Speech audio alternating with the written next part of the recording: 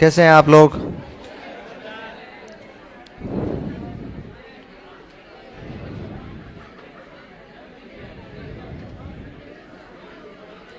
बैठ जाइए।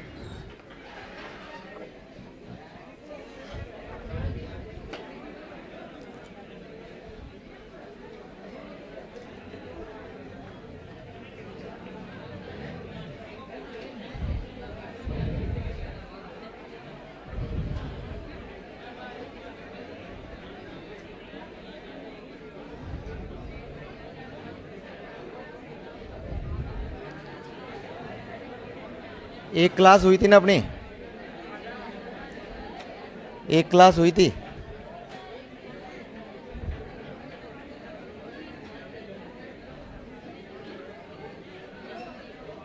अरे अब शांत हो जाइए। ये लो, ये अब कम हो गई ना? अब बेस बढ़ रही है ना? अब ज्यादा हो गई ना?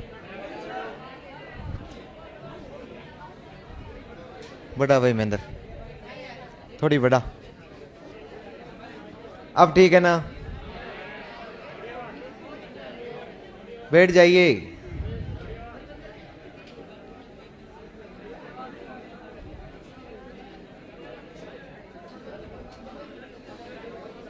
मुकेश,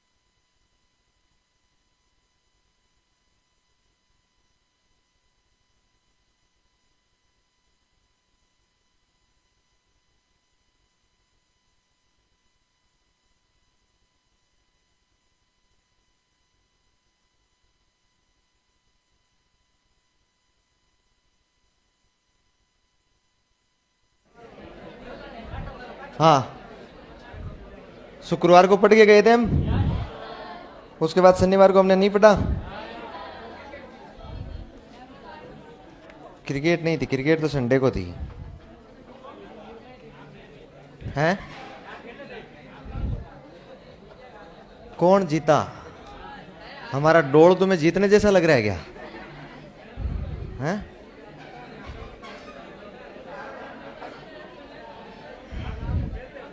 क्या? और तो एक के अच्छा खेलने से क्या हो जाएगा? हैं? चलो शुरू करें हम। क्या? 9 बैट्समैन अच्छे नहीं थे, 2 अच्छे नहीं थे। कौन है?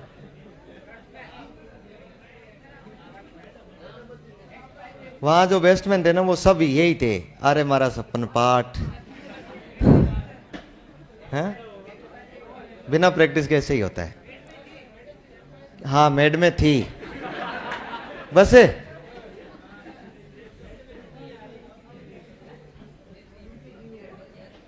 मेड में थी, हाँ थी भाई, थी। लेकिन वो प्लेइंग 11 में नहीं थी, इसलिए हमारे खिलाड़ी अच्छे नहीं खेले हैं।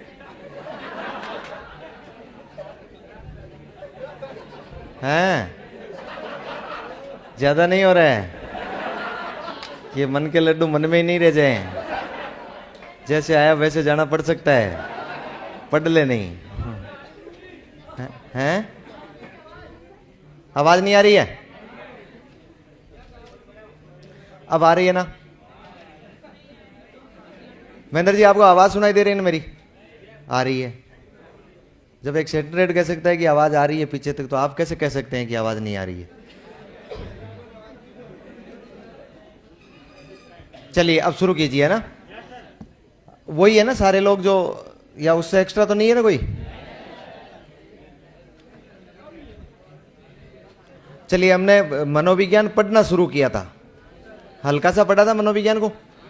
अपनी 2 ही क्लासें हुई थी और 2 ही क्लासों में हमने मनोविज्ञान में जाने का प्रयास किया था कि मनोविज्ञान क्या है, कैसे है, थोड़ा थोड़ा थोड़ा थोड़ा। हमने मनोविज्ञान का इतिहास देखा सबसे पहले। बताओ, हम प्रारंभ में मनोविज्ञान को किस में पढ़ते थे? दर्शन शास्त्र में पढ़ते थे। अच्छा, उसके बाद ये मनोविज्ञान को दर्शन शास्त्र में तो हम पढ़ते थे, लेकिन मनोविज्ञान को हम लोग किसका स्वरूप दिया प्रारंभ में? सबसे पहले आत्मा का। कौन थे इसके समर्थक? और अरस्तु वगैरह थे ना। और इसके बाद में मनोविज्ञान आत्मा के बाद 17वीं सदी में किसका बन गया था? मन का विज्ञान। और मन का विज्ञान मानने वाले कौन थे?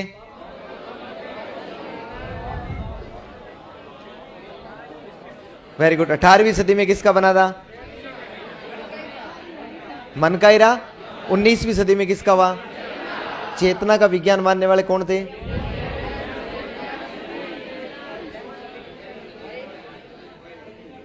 पांच लोग थे प्रमुख।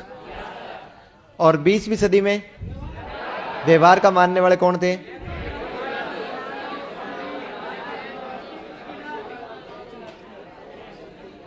अच्छा, आपको ध्यान ये रखना है कि हम मनोविज्ञान को दर्शन शास्त्र में पढ़ते थे। मनोविज्ञान एक स्वतंत्र और पृथक विषय के रूप में आया ना, दर्शन से अलग होकर। वो आया था जब प्रयोगशाला की स्थापना हुई थी। कब हुई थी प्रयोगशाला की स्थापना? कब हुई? 1879 में हुआ था ना। 1879 में जब विलियम वुंड प्रयोगशाला की स्थापना करता है, तब इसका मतलब ये मान लिया गया कि एक वैज्ञानिक विषय है और ये एक क्या है? ये एक स्वतंत्र और पृथक विषय है। इससे पहले हम लोग इसको दर्शन के साथ ही पढ़ा करते थे। दर्शन के साथ ही हमने इसको आत्मा का मान लिया था, इसको मन का मान लिया था, और जैसे ये चेतना का स्वरूप में आया, हमने इसको अलग कर दिया था। और 20वीं सदी में और आज 21वीं सदी में हम इसको मनोविज्ञान को व्यवहार और मानसिक प्रक्रियाओं के विज्ञान के रूप में जान रहे थे। फिर हमने एक परिभाषा लिखी एबिंगहास की। क्या है? अतीत लंबा है लेकिन इतिहास छोटा सा है। इसके बाद में हमने देखा था मनोविज्ञान क्या है, तो वुड उसने परिभाषा दी थी मैकडूगल ने। क्या कहा था मैकडूगल ने? यथार्थ विज्ञान है। फिर उसने वॉटसन ने क्या कहा? निश्चित एवं विशुद्ध विज्ञान है। फिर इसके बाद में वुडवर्थ ने क्या कहा? सबसे पहले आत्मा को, फिर मन को, फिर चेतना को, और वर्तमान में अच्छा क्रो एंड ग्रो ने क्या कहा था? मानव व्यवहार और मानव संबंधों का विज्ञान है। इसके बाद हम आगे बढ़े थे और स्किनर ने क्या कहा था? अनुभव और व्यवहार का विज्ञान है और शिक्षा का आधारभूत विज्ञान है। इतनी बातें करने के बाद हमने मनोविज्ञान के बाद में हम आ गए थे शिक्षा पर। अच्छा, पहले मनोविज्ञान साइकोलॉजी जो शब्द है उसका पहला प्रयोग किसने किया था? रुडोल्फ गोयकल ने। कब किया था? 1590 में। किताब कौन सी लिखी थी? साइकोलॉजी। अच्छा, इसके बाद में हमने कहा कि शिक्षा क्या होती है, तो शिक्षा एजुकेशन जो अंग्रेजी का शब्द है वो लैटिन भाषा के एजुकेटम से बना है, जो 2 शब्दों से मिलकर बना, ई और ड्यूको से। और यदि कुछ मनोवैज्ञानिक इसे ये भी मानते हैं कि ये किससे बनी हुई है शिक्षा? एजुकेयर और एजुशियर से बनी हुई है। इसके बाद हम आगे बढ़े और हमने कह दिया कि शिक्षा जो है वो एक सतत प्रक्रिया है जो जन्म से लेकर मृत्यु तक चलती रहती है। अच्छा, इसके बाद में ये बालक का सर्वांगीण विकास करती है और केवल कौन सी जाति का गुण है? मनुष्य जाति का गुण है। फिर इसके बाद में शिक्षा व्यवहार का क्या करती है? परिमार्जन या शुद्धिकरण कर रही है। फिर हमने कहा कि शिक्षा की प्रकार कितने प्रकार की होती है? 3। औपचारिक कौन सी? परिस्थितियां दोनों निश्चित हो। फिर अनौपचारिक कौन सी? दोनों ही निश्चित नहीं हो। निरौपचारिक कौन सी? निश्चित हो, परिस्थितियां निश्चित ना हो। शिक्षा की प्रक्रिया देखी हमने। प्राचीन काल में कैसी थी? द्विमुखी। कौन कौन थे? शिक्षक और शिक्षार्थी। ऐसी शिक्षा क्या होती है? शिक्षक केंद्रित होती है। कैसी होती है? पहले सर्वप्रथम अवधारणा किसने दी? जॉन एडम्स ने। फिर उसके बाद में त्रिमुखी। अच्छा, त्रिमुखी में 3 मुख हो गए थे, 3 आयाम आ गए थे। अच्छा, शिक्षक, शिक्षार्थी और पाठ्यक्रम। ये अवधारणा किसने दी? ये शिक्षा बाल केंद्रित होती है, यही पढ़ लिया। इसके बाद हमने देखी शिक्षा की कुछ परिभाषाएं। शिक्षा की परिभाषा में विवेकानंद जी ने क्या कहा? गांधी जी ने क्या कहा? सर्वांगीण विकास। अरस्तु ने क्या कहा? क्रो एंड क्रो की सबसे महत्वपूर्ण है। उसने क्या कहा? व्यक्तिकरण और समाजीकरण की एक प्रक्रिया है जो व्यक्ति की व्यक्तिगत उन्नति और समाज उपयोगिता को बढ़ावा देती, यही बात की थी। उसके बाद हम आ गए थे शिक्षा मनोविज्ञान पर। शिक्षा मनोविज्ञान एक मनोविज्ञान का ही शाखा है, ब्रांच है, और 1900 ईस्वी में यानी 20वीं सदी में कहां पर उत्पन्न हुआ? जिसके जनक कौन है? थॉर्नडाइक। और बस, और क्या लिखा था? शिक्षा मनोविज्ञान एक प्रकार का मनोविज्ञान है जो शिक्षा की परिस्थितियों में व्यवहार का अध्ययन करता है, यही लिखा था। अच्छा, हमने ये भी पता होना चाहिए कि ये वो तो ज्यादा काम की बातें नहीं, 1920 में क्या हुआ, 39 में क्या हुआ, वो अपने इतिहास वाली ज्यादा बात काम की नहीं है। फिर अब नीचे अलग से लिखो, शिक्षा मनोविज्ञान लिखा है ना, यहीं पर एक अलग से लाइन लिखो, व्यवहार, सॉरी मनोविज्ञान। व्यवहार नहीं लिखना है, क्या लिखना है? मनोविज्ञान। अरे हेडिंग डली हुई है, शिक्षा मनोविज्ञान में ही लिखना है, सब हेडिंग। हाँ,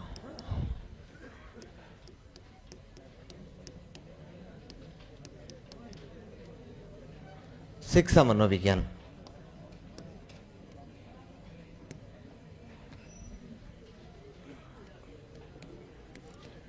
अच्छा, मनोविज्ञान एक ही शब्द में बताना है ना, मनोविज्ञान क्या करता है? व्यवहार का अध्ययन। क्या करता है? तो इसके आगे तो लिख लो व्यवहार का अध्ययन। व्यवहार का अध्ययन मतलब इसका मूल कार्य हो जाएगा व्यवहार का अध्ययन। लिख लिया? फिर जैसे मनोविज्ञान लिखा वैसे ही लिखेंगे शिक्षा। शिक्षा क्या करता है?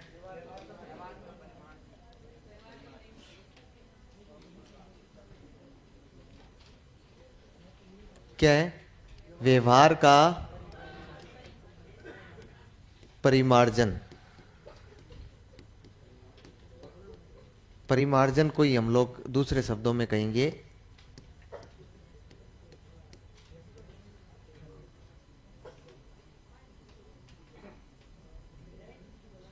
व्यवहार का परिमार्जन या शुद्धिकरण। मतलब व्यवहार को माजना, व्यवहार का परिवर्तन करना, लेकिन पॉजिटिव परिवर्तन करना। कैसा करना? पॉजिटिव। व्यवहार को शुद्ध करना, व्यवहार का परिमार्जन या शुद्धिकरण। अब पहले फेंकना नहीं है ना, मैं जिसको पूछूं वो मुझे बताएगा, और गलती तो करेगा ही करेगा। जिस प्रकार से हमने मनोविज्ञान लिखा, जिस प्रकार से हमने शिक्षा लिखी, उस प्रकार से अगली लाइन लिखो शिक्षा मनोविज्ञान।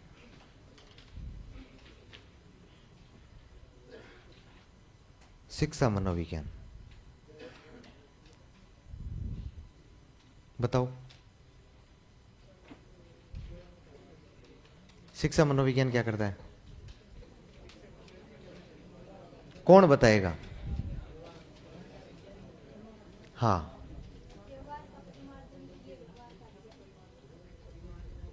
हाँ बताओ। हाँ, तो आप ही तो। हाँ,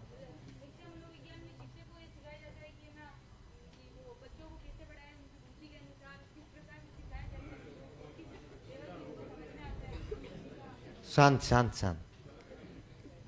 हाँ। वो तो मैं आपकी फीलिंग्स को समझ गया, लेकिन आप मेरी फीलिंग्स को नहीं समझ पाए। मैं समझ गया ना। शिक्षा मनोविज्ञान जैसे ऐसे लिखा ना हमने शॉर्ट में, वैसे एक शॉर्ट में मुझे उत्तर दीजिएगा कि शिक्षा मनोविज्ञान क्या करता है, मूल काम बता दीजिएगा। अरे रुक जा। हाँ,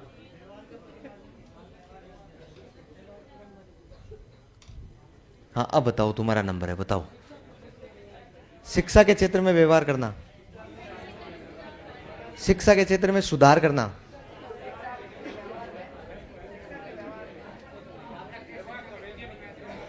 अरे रुको, एक एक एक एक। हाँ, आपकी बार सही आया है।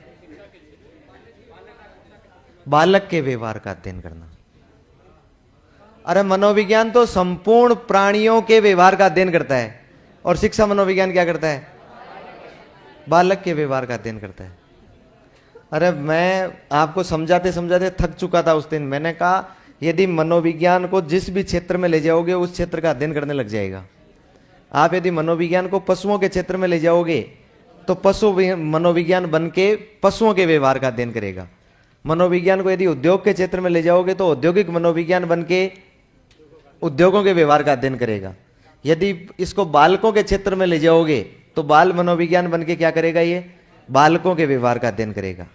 समझ पा रहे हो? यदि शिक्षा के क्षेत्र में ले गए तो शिक्षा के क्षेत्र में व्यवहार का अध्ययन करेगा। अब जो शिक्षा से जुड़े हुए सारे लोग हैं, चाहे बालक है चाहे शिक्षक है, सबके व्यवहार का अध्ययन करता है। यही बात है ना, बस इतनी सी बात थी। मैंने और समझाया था और समझा रहा हूं, आगे और गलती मत करना। अभी आधे घंटे बाद और बताने वाला हूं मैं एक बात। मैं कह रहा हूं शिक्षा मनोविज्ञान एक मनोविज्ञान है। शिक्षा मनोविज्ञान शिक्षा नहीं है। आई समझ में बात? मतलब शिक्षा को मनोविज्ञान के क्षेत्र में नहीं ले गए हैं, मनोविज्ञान को शिक्षा के क्षेत्र में लेकर आए हैं। हम केवल मनोविज्ञान पढ़ रहे हैं। क्या पढ़ रहे हैं? मनोविज्ञान। लेकिन हमारे नसीब अच्छे हैं कि हमें केवल मनोविज्ञान की एक ही शाखा पढ़नी पड़ रही है और वो है शिक्षा मनोविज्ञान। हम पढ़ेंगे साइकोलॉजी, लेकिन साइकोलॉजी को केवल उसी क्षेत्र में काम में लेंगे जो शिक्षा का क्षेत्र हो, जहां शिक्षा दीक्षा दी जाती हो, उस क्षेत्र में हम लोग मनोविज्ञान को लेकर पढ़ेंगे अध्ययन। पूरी मनोविज्ञान को हमें नहीं पढ़ना है। समझ पाए? अच्छा, तो मैं ये कह सकता हूं ना कि ये शिक्षा मनोविज्ञान बालकों के व्यवहार का अध्ययन करती है। अच्छा, इससे ज्यादा कहीं अच्छा होगा ना, शिक्षा के क्षेत्र में व्यवहार का अध्ययन करती है, ये हो जाएगा। या फिर मैं ये कह सकता हूं ना कि शिक्षा मनोविज्ञान बालक के व्यवहार का परिमार्जन या शुद्धिकरण करने के लिए व्यवहार का अध्ययन करती है। भाई हम क्यों अध्ययन कर रहे हैं? हम शिक्षा के क्षेत्र में बालकों का अध्ययन क्यों करने लगे हैं? क्योंकि हमें उन बालकों के व्यवहार में क्या लाना है? परिवर्तन। अब बालकों के व्यवहार में परिवर्तन कैसे आएगा? तो उनको पढ़ाकर आएगा। अब पढ़ाने के लिए हम कौन सी शिक्षण विधियां लेंगे? पढ़ाने के लिए बालक कौन सी विधि से सीखेगा? बालक खुद है किस प्रकार का? इस बात का अध्ययन करेंगे तभी तो हम उसमें परिवर्तन कर पाएंगे ना। भाई अपना मूल उद्देश्य यही है कि बालक के व्यवहार में परिवर्तन करना है। अब हम अलग अलग माध्यमों का उपयोग कर रहे हैं और उसमें एक माध्यम शिक्षा मनोविज्ञान भी आ रहा है। और शिक्षा मनोविज्ञान ये कह रहा है कि बालकों के व्यवहार का अध्ययन आपको करना है। क्यों करना है? क्योंकि हमें आगे अध्ययन करने के बाद उस बालक के व्यवहार में परिवर्तन लाना है, और परिवर्तन लाने का काम शिक्षा करती है, शिक्षा मनोविज्ञान नहीं करता है। समझ गए? लिखो देखिए एक लाइन। हाँ, शिक्षा मनोविज्ञान में लिखो। लिखो, व्यवहार का परिमार्जन ऑब्लिक शुद्धिकरण करने के लिए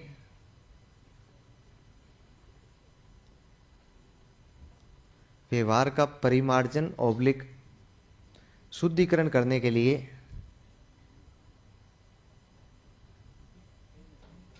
व्यवहार का परिमार्जन ऑब्लिक शुद्धिकरण करने के लिए व्यवहार का अध्ययन, व्यवहार का अध्ययन करना।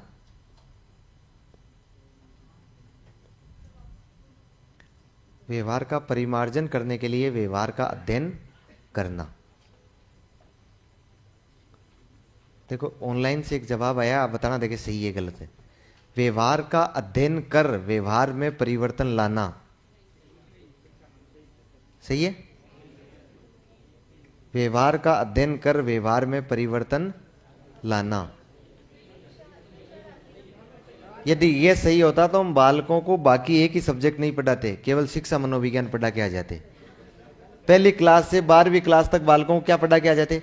शिक्षा मनोविज्ञान। क्योंकि वो अध्ययन भी कर लेगा और वो परिवर्तन भी कर देगा। नहीं, वो केवल अध्ययन करता है। क्या करता है?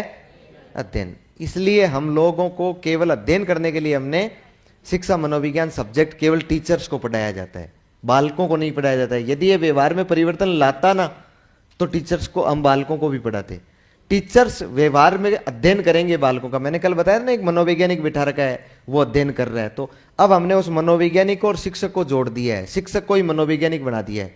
और वो कब बना है? जब हमने उसको शिक्षा मनोविज्ञान पढ़ाया है।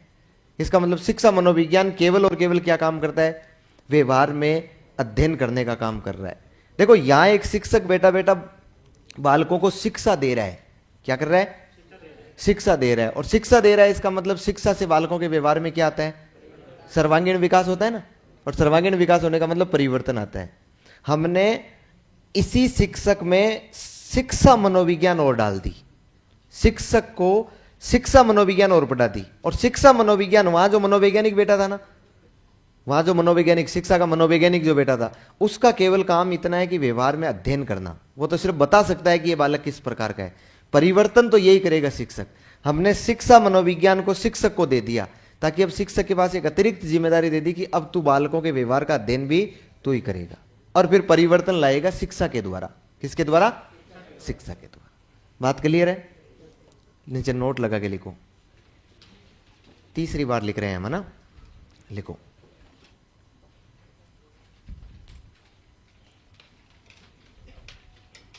मनोविज्ञान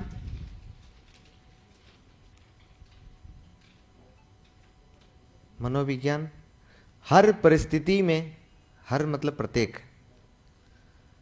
मनोविज्ञान हर परिस्थिति में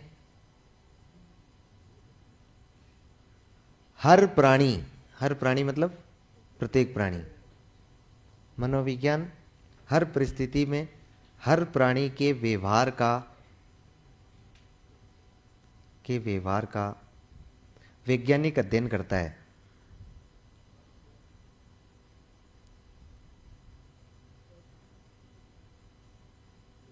व्यवहार का वैज्ञानिक अध्ययन करता है, क्योंकि 1879 के बाद ये वैज्ञानिक अध्ययन करने लग गया है। जबकि, कंटिन्यू करो, जबकि शिक्षा मनोविज्ञान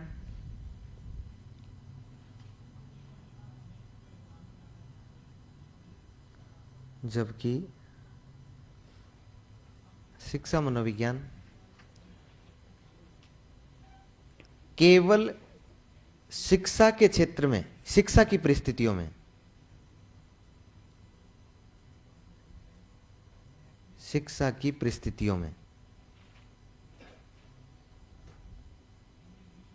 और शिक्षा किसको दी जाती है? मनुष्य को दी जा सकती है ना। केवल शिक्षा के क्षेत्र में केवल मनुष्य प्राणी के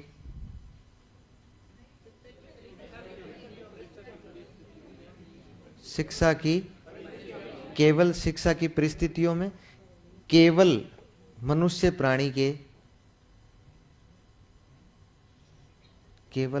प्राणी के व्यवहार का वैज्ञानिक अध्ययन करता है।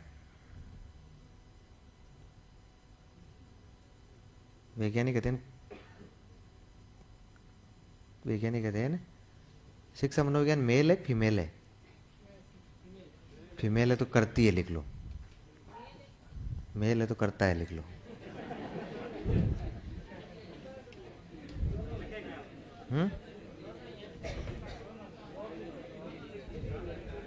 अब इस पढ़ो, देखिए इस लाइन को पढ़ो, वापस समझ में आएगा।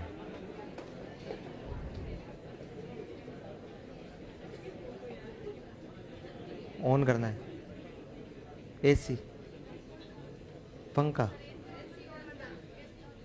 ऑन नहीं करनी है, करना है, ओनली पंखा करना है।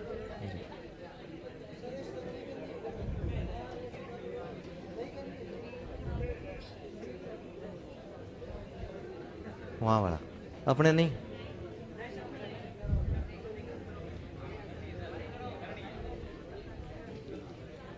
अपने कौन सा पंखा है यार?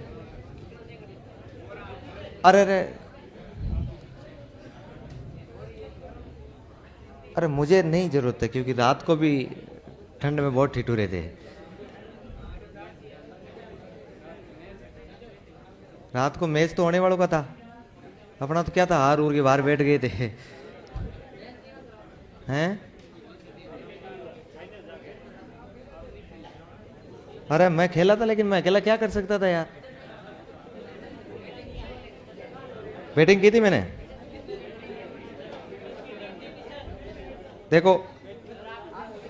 देखो उत्कर्ष फैकल्टी की 4 टीम बनी थी। उत्कर्ष फैकल्टी टीचर्स की कितनी टीम बनी थी?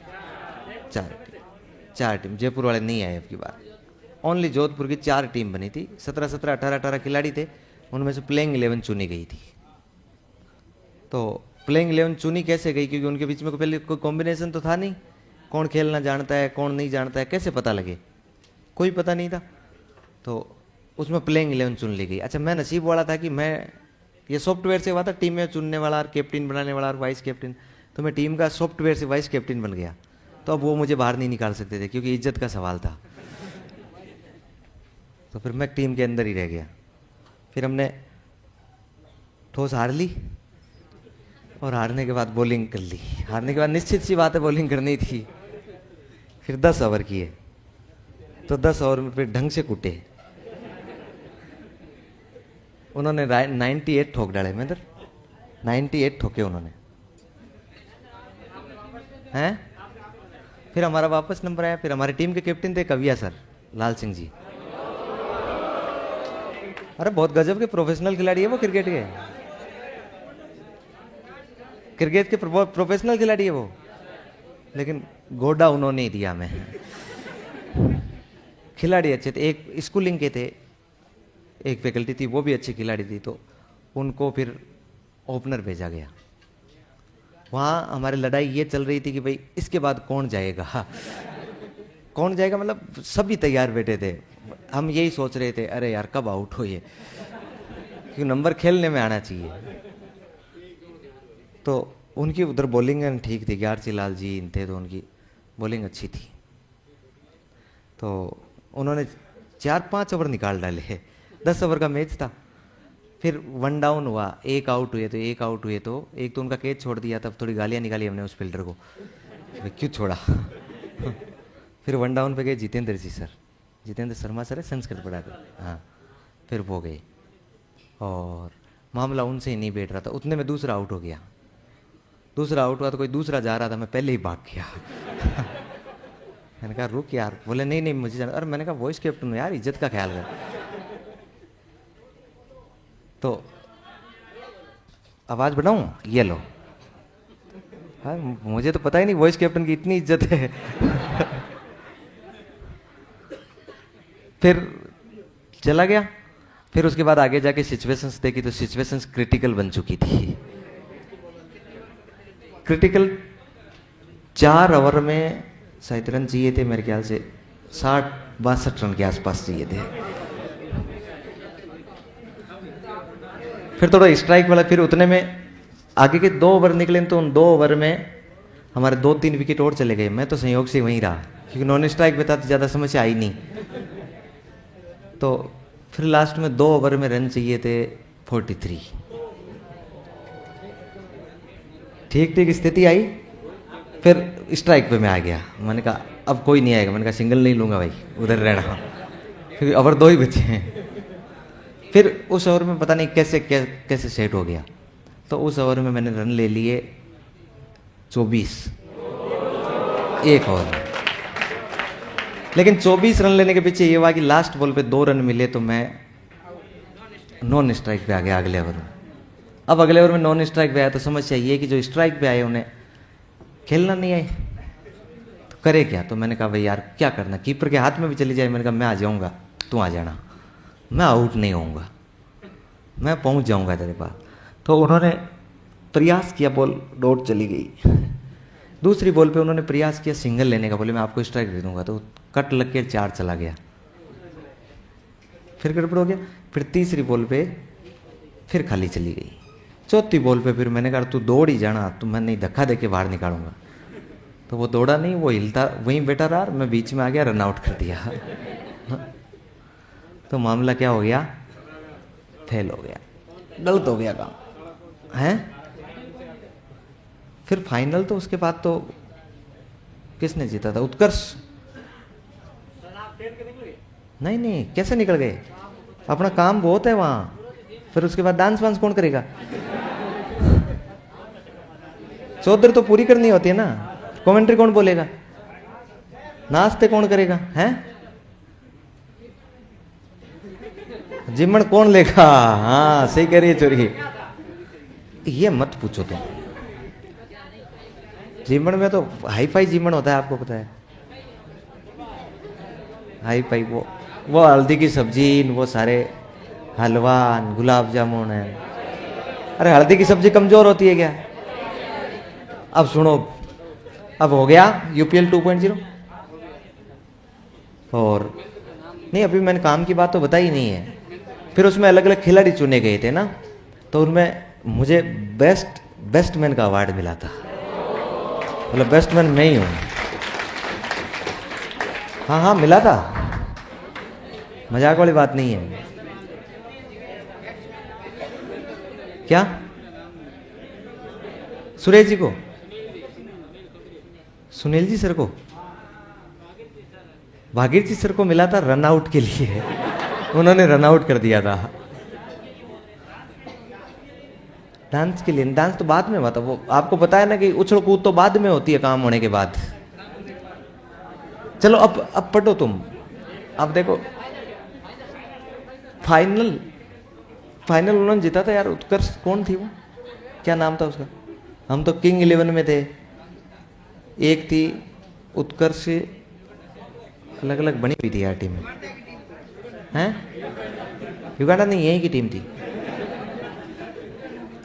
लेकिन कुछ लोग बहुत अच्छा खेलते हैं, जैसे सुखदेव मैया सर अच्छा खेलते हैं, प्रथम नाटा सर अच्छा खेलते हैं। हाँ, अरे मैं तो हूं ही गए, मैं तो नंबर 1 पर हूं। अब रहने दो रे, तुम रहने दो रे, कुछ नहीं करना है। हाँ शांत हो जाओ तुम। पढ़ा रहा हूं रेखा, मैं यही कोशिश कर रहा हूं, लेकिन ये छोरे मान ही नहीं रहे हैं। पढ़ा रहा हूं।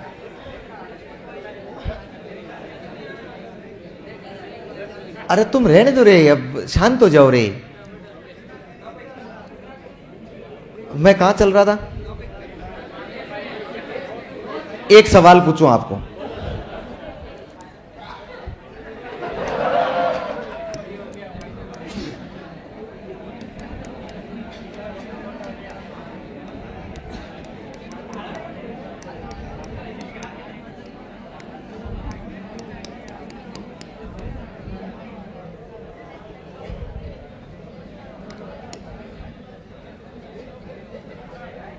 हाँ पहले फेंकना नहीं है ना।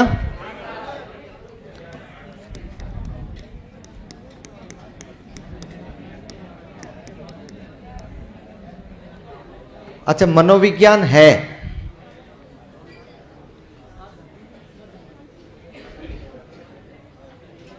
मनोविज्ञान है। ऑप्शन ए, एग्जाम पेपर में कोई नहीं बताएगा। ऑप्शन ए, साध्य का मतलब बता देता हूं, तुम्हारी समस्या रही। लक्ष्य किसने कहा? ऑप्शन ए कोई नहीं है। ऑप्शन बी बहुत बढ़िया। ऑप्शन सी बहुत बढ़िया। अगला सवाल है, पहले नहीं फेंकना है।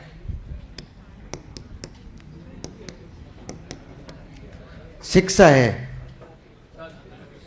ऑप्शन ए बहुत बढ़िया। ऑप्शन बी, सी बहुत बढ़िया है। अगला सवाल सेम ऑप्शन है, फेंकना नहीं है अब की बार।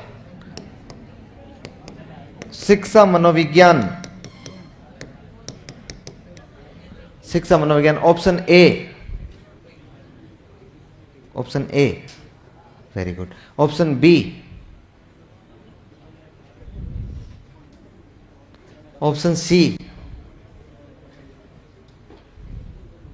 हो गया। अब आपको मैं समझाता हूं, ध्यान से सुनिए। ये जो मनोविज्ञान है ना, ये मनोविज्ञान हमेशा व्यवहार का अध्ययन करता है। इसको किसी भी क्षेत्र में ले जाओ, क्या करता है? अध्ययन करता है, परिवर्तन नहीं करता है। और जब परिवर्तन नहीं करेगा तो इसका मतलब है कि किसी भी क्षेत्र में इसको व्यवहार के अध्ययन में साधन के रूप में काम में लिया जाता है, माध्यम के रूप में काम लिया जाता है। किसके रूप में? ये एक माध्यम है, लक्ष्य नहीं है। लक्ष्य होता है व्यवहार में परिवर्तन लाना। टारगेट क्या होता है? व्यवहार में, भाई हमारा टारगेट है बच्चे के व्यवहार में क्या कर देना? परिवर्तन कर देना। जबकि हमारा टारगेट है व्यवहार में परिवर्तन कर देना, जबकि मनोविज्ञान केवल व्यवहार में परिवर्तन करने के लिए क्या कर रहा है? एक साधन के रूप में काम कर रहा है, ताकि व्यवहार में परिवर्तन आसानी से हो सके, दिक्कत नहीं हो। हम पता तो कर सके ना किसका व्यवहार कैसा है, तभी तो परिवर्तन होगा।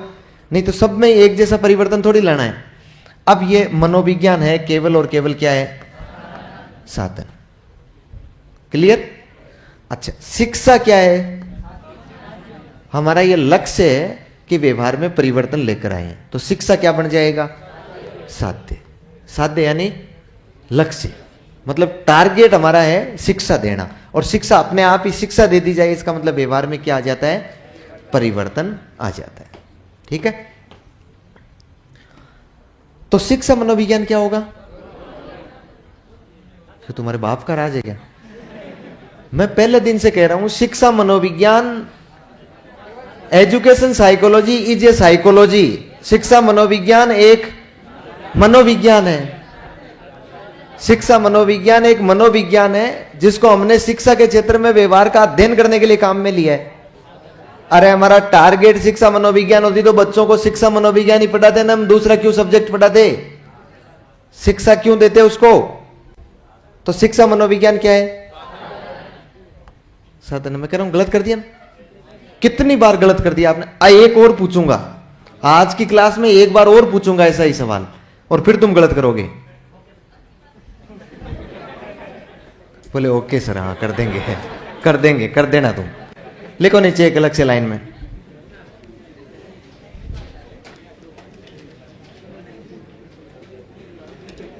लिखो शिक्षा एक साध्य है। कोष्टक में लक्ष्य लिख लेना। शिक्षा एक साध्य है,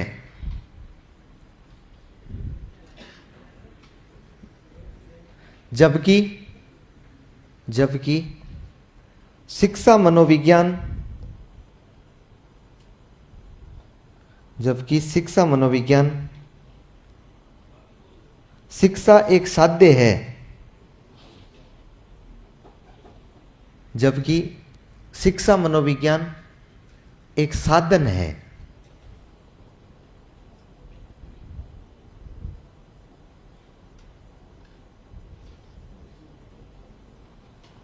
जबकि शिक्षा मनोविज्ञान एक साधन है। ठीक है, कोई डाउट है क्या इसमें? दो चार परिभाषाएं लिखो फिर शिक्षा मनोविज्ञान की।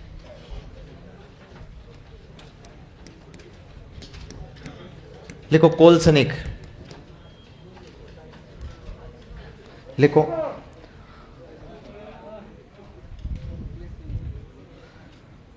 मनोविज्ञान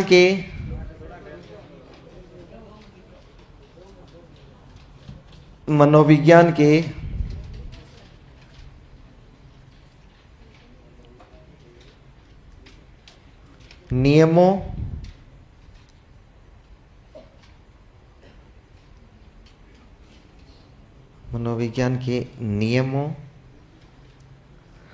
एवं सिद्धांतों का, शिक्षा मनोविज्ञान के नियमों, मनोविज्ञान के नियमों, ये लिखा है ना? मनोविज्ञान के नियमों एवं सिद्धांतों का शिक्षा के क्षेत्र में प्रयोग करना।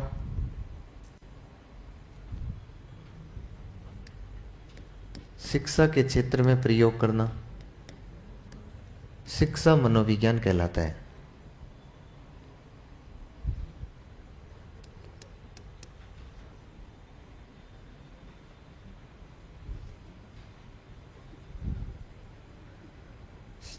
मनोविज्ञान के नियमों एवं सिद्धांतों का शिक्षा के क्षेत्र में प्रयोग करना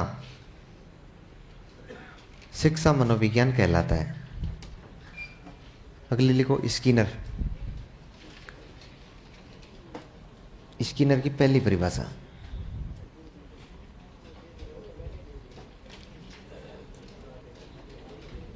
लिखो शैक्षणिक परिस्थितियों में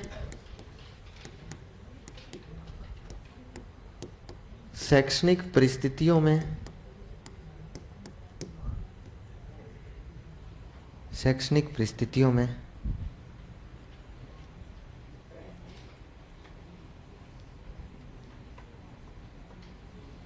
बालक के व्यवहार का, शैक्षणिक परिस्थितियों में बालक के व्यवहार का वैज्ञानिक अध्ययन करना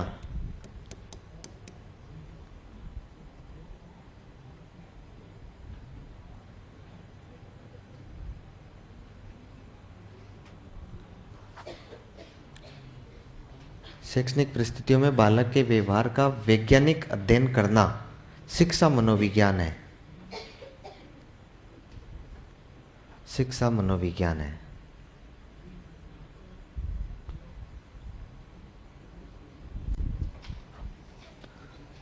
दूसरी परिभाषा लिखो।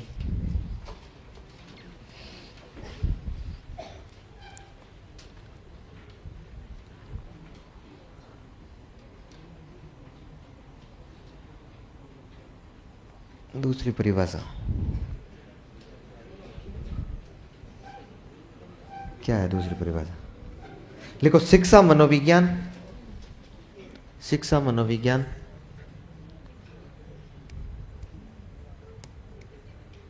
हाँ, इसी में शिक्षा मनोविज्ञान सीखने एवं सिखाने। शिक्षा मनोविज्ञान सीखने एवं सिखाने की प्रक्रिया का वैज्ञानिक अध्ययन करता है।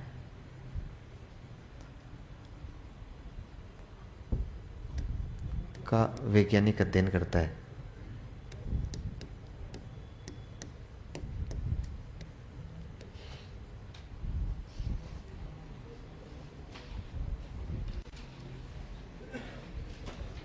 फिर लिखो स्टीफन। स्टीफन शिक्षा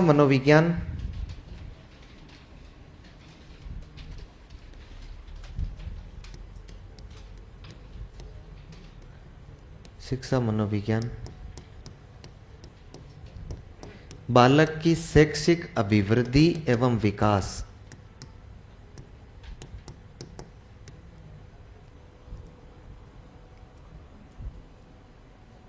बालक की शैक्षिक अभिवृद्धि एवं विकास का क्रमबद्ध अध्ययन करता है। का क्रमबद्ध अध्ययन करता है।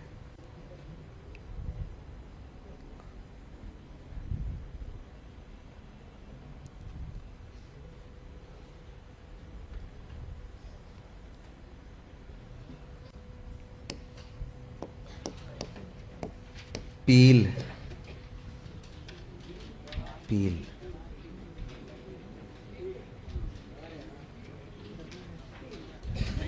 लिखो। शिक्षा मनोविज्ञान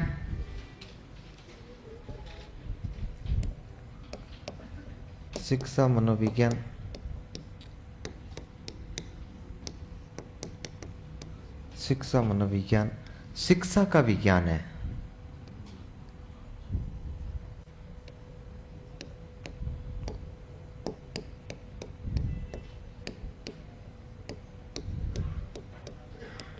शिक्षा मनोविज्ञान शिक्षा का विज्ञान है। फिर लिख लो क्रो एंड क्रो।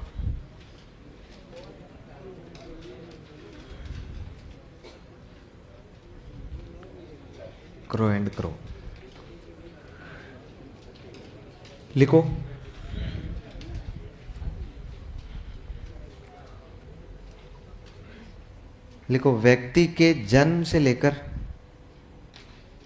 व्यक्ति के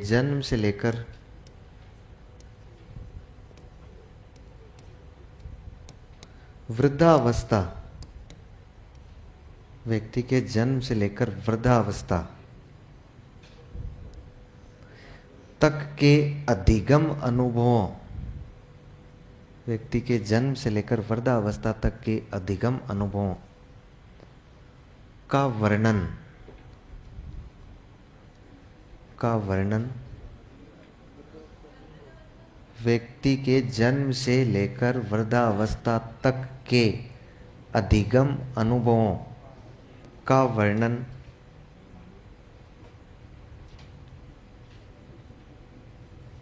शिक्षा मनोविज्ञान है।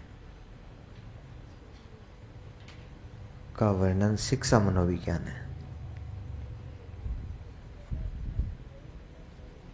का वर्णन शिक्षा मनोविज्ञान है। देखो ध्यान से। कोल्सनिक क्या बोलता है? कोल्सनिक सीधा सीधा कहता है कि यदि आप मनोविज्ञान के नियम और सिद्धांत का उपयोग कौन से क्षेत्र में कर देंगे? शिक्षा के क्षेत्र में। यदि मनोविज्ञान के नियमों और सिद्धांतों का उपयोग कहां कर रहे हैं तो क्या बन जाएगा? शिक्षा मनोविज्ञान बन जाएगा। स्किनर दो बात कह रहा है। एक तो कह रहा है कि शैक्षणिक परिस्थितियों में यदि बालक के व्यवहार का वैज्ञानिक अध्ययन किया जाता है, वैज्ञानिक शब्द को छोड़ो, अपने आप में ही वैज्ञानिक ही करता है। ये कह रहा है शैक्षणिक परिस्थितियों में यदि बालक के व्यवहार का अध्ययन किया जा रहा है तो वो क्या है? मनोविज्ञान है। फिर दूसरा कह रहा है कि ये मनोविज्ञान, शिक्षा मनोविज्ञान क्या करता है? तो ये सीखने और सिखाने, इसका मतलब शिक्षण और अधिगम दोनों, टीचिंग और लर्निंग दोनों कैसे किया जाता है, इस प्रक्रिया का अध्ययन करता है। तो टीचिंग और लर्निंग की प्रक्रिया तो शिक्षा के क्षेत्र में आ गई ना। इसका मतलब पूरी प्रोसेस का अध्ययन करेगा तो बालक का भी करेगा, शिक्षक का भी करेगा, उस प्रोसेस का भी करेगा। फिर स्टीफन कहता है कि बालक की शिक्षा के क्षेत्र में कितनी वृद्धि हुई है और कितना विकास हुआ है। केवल शिक्षा के क्षेत्र की बात कर रहा है, एजुकेशनल ग्रोथ और डेवलपमेंट है। शिक्षा के क्षेत्र में कितनी वृद्धि और विकास हुई है, इस बात का कैसा अध्ययन करता है? क्रमबद्ध। और क्रमबद्ध अपने आप में किसको दर्शाता है? विज्ञान को। इसका मतलब एक वैज्ञानिक अध्ययन है। क्रमबद्ध किसको दर्शा रहा है? विज्ञान को। फिर पील कहता है कि शिक्षा का विज्ञान है। मनोविज्ञान किसका विज्ञान है?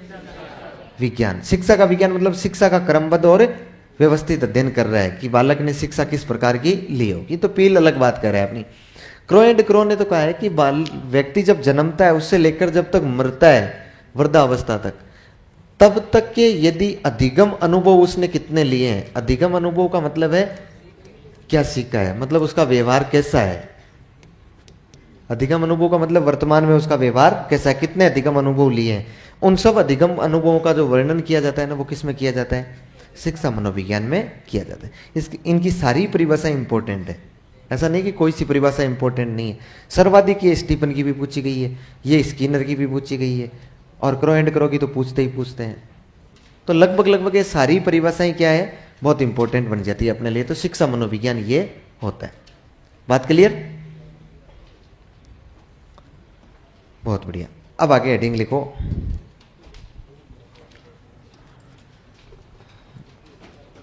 शिक्षा मनोविज्ञान की प्रकृति। हेडिंग लगाओ, शिक्षा मनोविज्ञान की प्रकृति।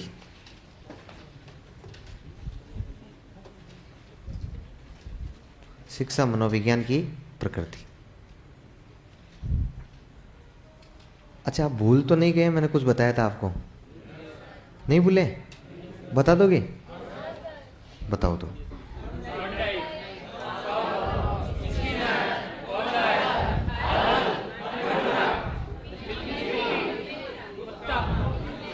अमेरिका,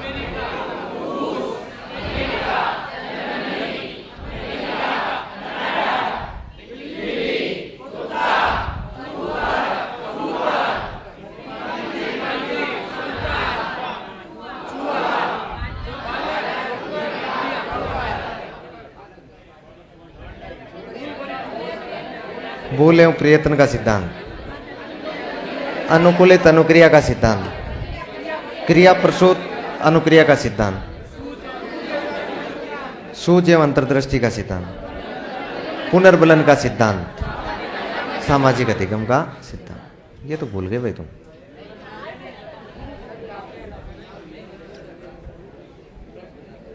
चलो कल और पूछ लूंगा। देखो क्या लिखा है आपने? शिक्षा मनोविज्ञान की प्रकृति।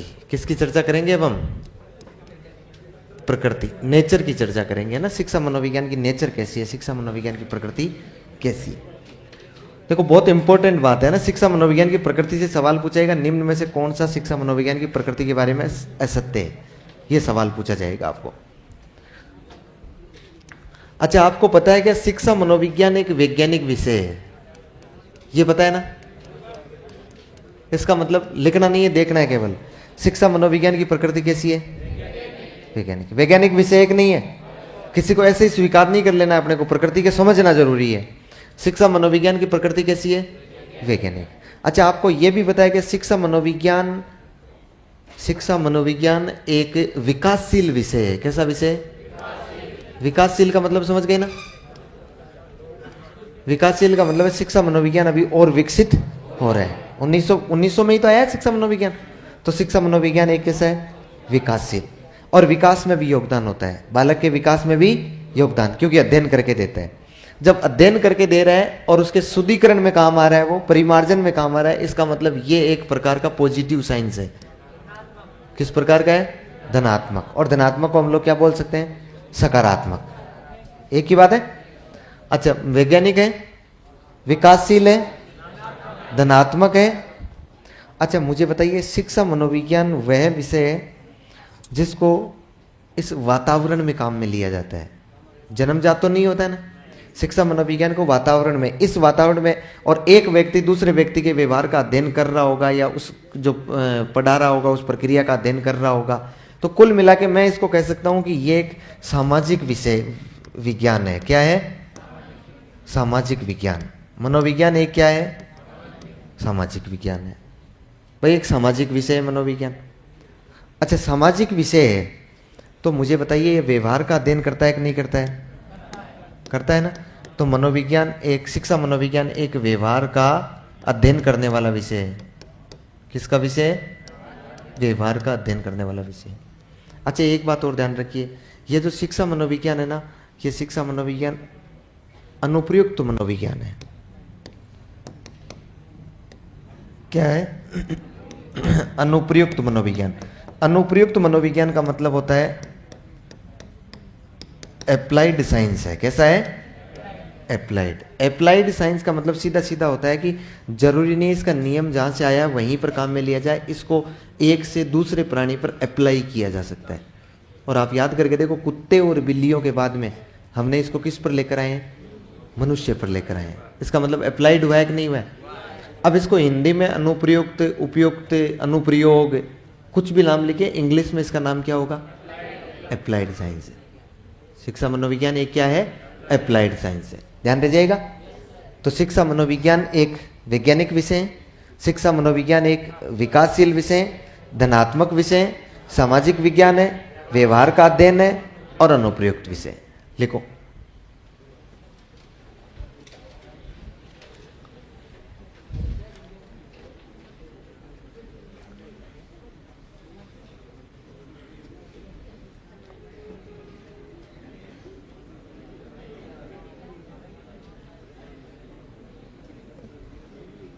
लिखो। प्रकृति लिखा है ना, सीधे सीधे प्रकृति में ऐसे लिखेंगे ना, लिखना है। ये एक वैज्ञानिक विषय है, ये एक वैज्ञानिक विषय है।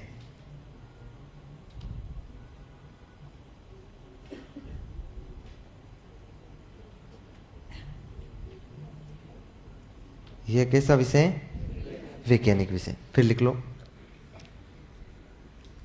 ये विकासशील है, ये विकासशील है।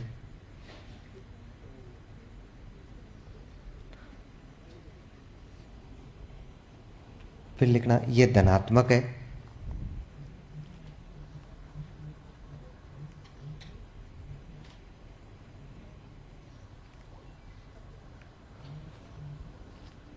ये धनात्मक है। फिर लिखना, ये सामाजिक विज्ञान है,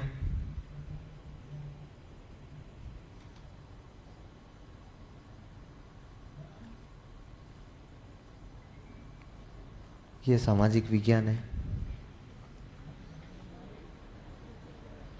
फिर लिखना, ये व्यवहार का अध्ययन है,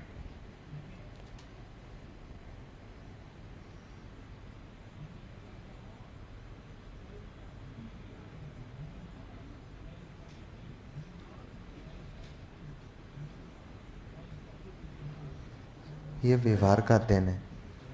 फिर लिखना, ये अनुप्रयुक्त विज्ञान, कोष्टक में लिखना अप्लाइड साइंस, अनुप्रयुक्त विज्ञान।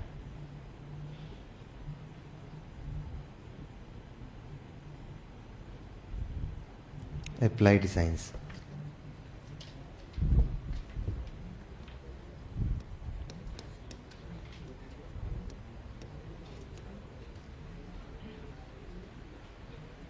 Applied science.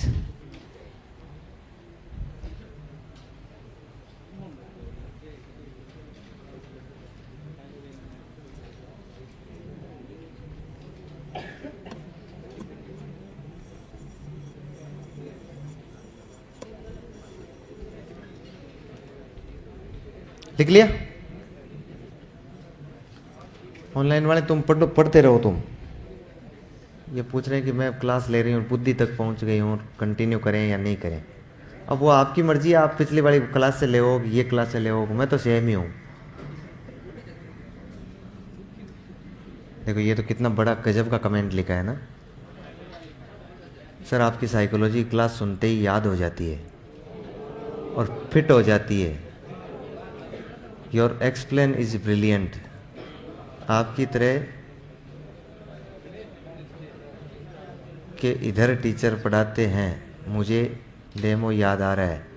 Same explain and same methods. बस सर इस बार पूरी साइकोलॉजी आ जाए।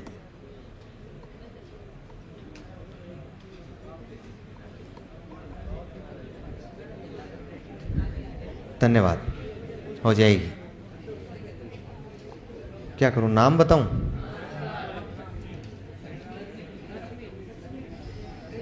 ये लक्ष्मी वाला मैटर तुम्हारे पास कैसे पहुंच गया? हैं? अपनी क्लास में था क्या?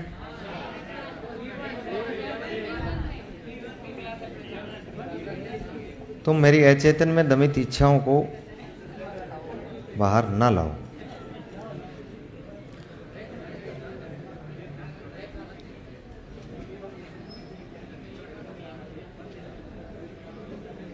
चलिए, हो गया।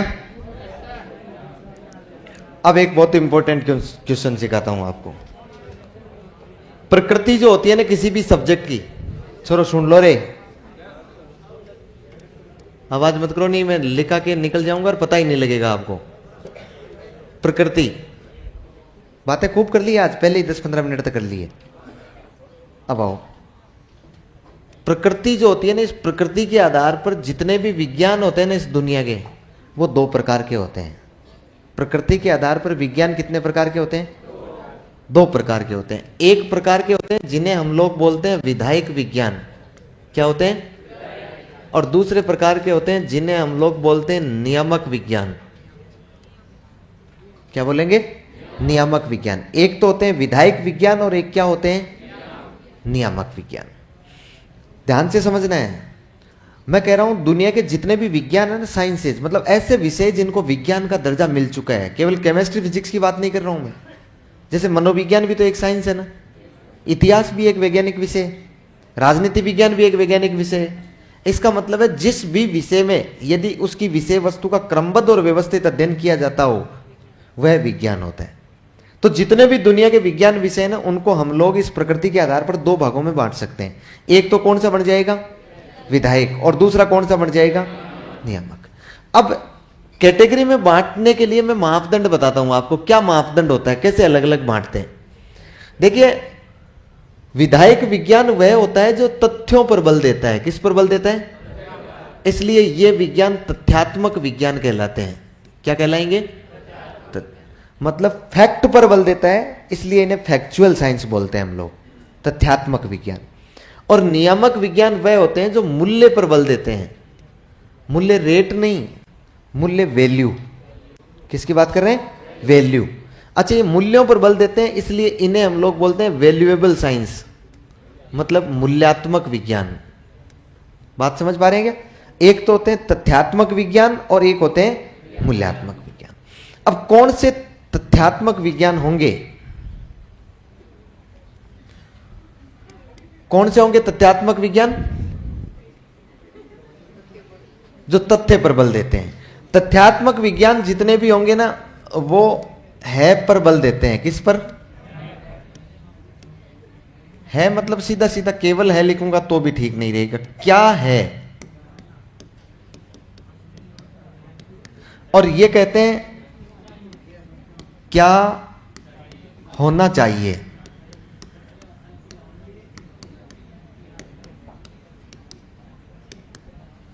ये तो कह रहे हैं क्या है, और ये कह रहे हैं क्या होना चाहिए। ये तो कह रहे हैं इस क्लास के स्टूडेंट बकवास है, और ये कह रहे हैं कि इनको बकवास नहीं होना चाहिए। समझ पाए? ये तो है पर बल देता है, और ये किस पर देता है? क्या होना चाहिए। अच्छा, यहां से भी नहीं समझे तो आगे देखो। यदि ये जो विज्ञान है ना, ये विज्ञान केवल समस्याओं का पता लगाते हैं, इसलिए इनका काम क्या होता है? समस्याओं का पता लगाना। और ये इन समस्याओं का क्या करते हैं? समाधान करते हैं, मतलब समस्याओं को दूर करते हैं। आपको पता हो तो दो प्रकार के साइंस होते हैं, एक निदानात्मक और एक उपचारात्मक। दो प्रकार के परीक्षण होते हैं ना हमारे। निदानात्मक परीक्षण क्या करता है? समस्याओं का केवल पता लगाता है। समस्याओं का केवल क्या करता है? पता लगाता है, मतलब केवल और केवल क्या करता है? अध्ययन करता है। क्या करता है? अध्ययन। इसका मतलब वो समस्याओं का केवल क्या कर रहे हैं? निदान। इसलिए वो क्या बन जाएगा? निदानात्मक। इसका मतलब मैं कह सकता हूं विधायक प्रकार के जितने भी विज्ञान है ना, वो सारे के सारे निदानात्मक विज्ञान होते हैं, जो केवल व्यवहार का अध्ययन करके देते हैं। मतलब अध्ययन करके दे दिया, पता लगा दिया या क्या है, इस बात पर बल दे दिया इन्होंने। ये समाधान करके देते हैं, इसका मतलब ये अध्ययन नहीं करते हैं, ये उसमें क्या करते हैं? परिवर्तन करते हैं। क्या करते हैं? परिवर्तन करते हैं। और ये सारे के सारे कौन से प्रकार के हो जाएंगे? उपचारात्मक विज्ञान की श्रेणी में आ जाएंगे। ये सारे के सारे उपचारात्मक विज्ञान की श्रेणी में आ जाएंगे। ये तो निदानात्मक हो गए, और ये किस में आ जाएंगे? उपचारात्मक। ये निदानात्मक और वो कौन से? उपचारात्मक। दो प्रकार के हो गए। अच्छा, जैसे कैसे? आप मुझे बताना किसको कौन सी साइड में रखोगे आप। जैसे मैं कहूं कि इस क्लास में वर्तमान में 400 स्टूडेंट है, विधायक में आ जाएगा।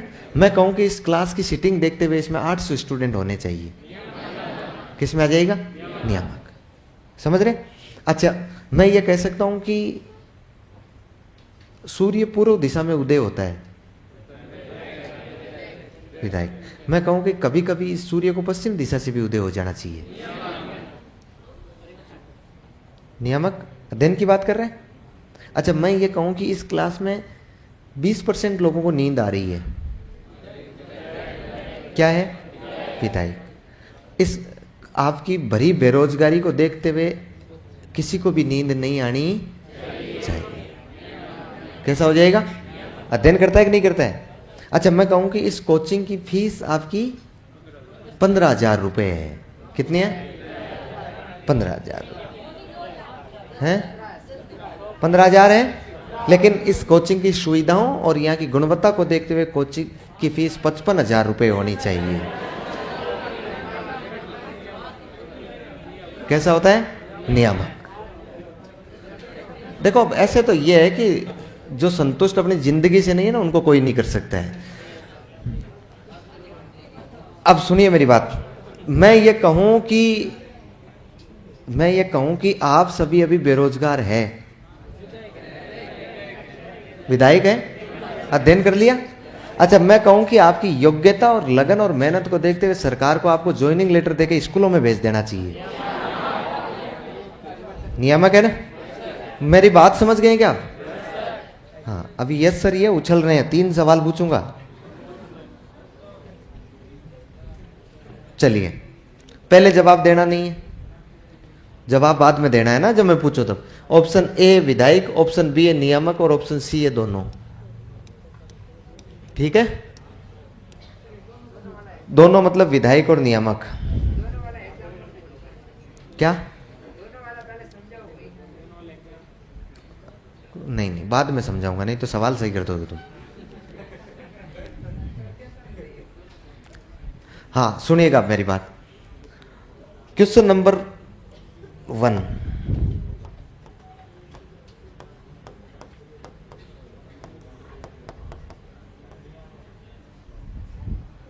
मनोविज्ञान एक कैसा विषय है? किसने फेंका? किसने फेंका? अब आगे बंद, क्वेश्चन पूछना बंद, लिखो। नहीं तो पूछो ना, तो मैं पागल हूं क्या? जो मैं पूछे जा रहा हूं, मैं कह रहा हूं तुम्हें पहले नहीं बताना है, तुम फेंकते जा रहे हो। हाँ? एग्जामिनर को क्या चाहिए? आपका दिमाग नहीं चाहिए, आपकी बुद्धि नहीं चाहिए। बुद्धि वाले बहुत है उसके पास, पेशेंस वाले लोग चाहिए उसे, जो 4 घंटे 5 घंटे 6 घंटे स्कूल में बैठ के पढ़ा सकें, बच्चों के साथ पेशेंस रख सकें। बच्चा यदि कुछ भी कहे तो उस बात को सुन लें, देरी है। आप जैसे लोग होंगे तो बच्चा कुछ भी कहे तो लट लेकर रवाना हो जाएंगे, टांगे तोड़ देंगे बच्चे की। उसको चाहिए कौन? धैर्यवान। आपको लगता है एग्जामिनर केवल आपसे आपकी नॉलेज चेक कर रहा है? नहीं कर रहा है, बहुत सारी चीजें चेक करता है। वो कहता है तुम्हारे में धैर्य है कि नहीं है, और हमें धैर्य 0% होता है। 0% होता है ना, बिल्कुल नहीं होता है धैर्य। इसलिए 100 सवाल पूछे जाते हैं, मेरिट रहती है 60 पर, हमें करने होते हैं 60, और हम बिल्कुल धैर्यवान नहीं होते हैं। एक के बाद एक, एक के बाद एक, पूरे 100 करके आ जाते हैं 40 पर आते हैं ना। ऐसी सिचुएशन बनती है हमारी, ये उसी का परिणाम है। कंट्रोल नहीं है ना, और जब तक नियंत्रण नहीं है ना, नियंत्रण नहीं है जब तक सफलता नहीं है। ऑप्शन ए, हाथ खड़ा करो। ऑप्शन ए मनोविज्ञान किस प्रकार का विषय है? बहुत बढ़िया। ऑप्शन बी, बहुत अच्छा बेटा। ऑप्शन सी, तुम उनसे अच्छे हो। दूसरा सवाल,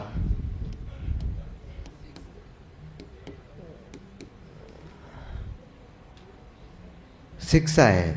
ऑप्शन ए, कोई नहीं है, बहुत बढ़िया। ऑप्शन बी,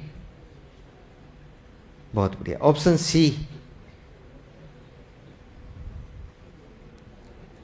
बाकी रोल तो नहीं है रे तुम्हारा ये। ध्यान से और बिना फेंके,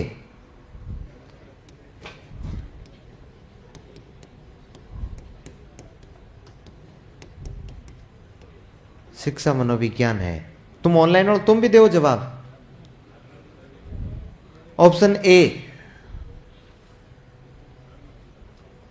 बहुत बढ़िया। ऑप्शन बी, बहुत अच्छा। ऑप्शन सी, आराम से ढंग से हाथ खड़ा करो। ऑप्शन सी वाले, ऑप्शन बी वाले वापस करो, ऑप्शन ए वाले वापस करो। बी में, रे में, दोनों में? आपको पूछ रहा हूं मैं। नहीं नहीं, कबाड़ा महिला वर्ग ही कर सकता है।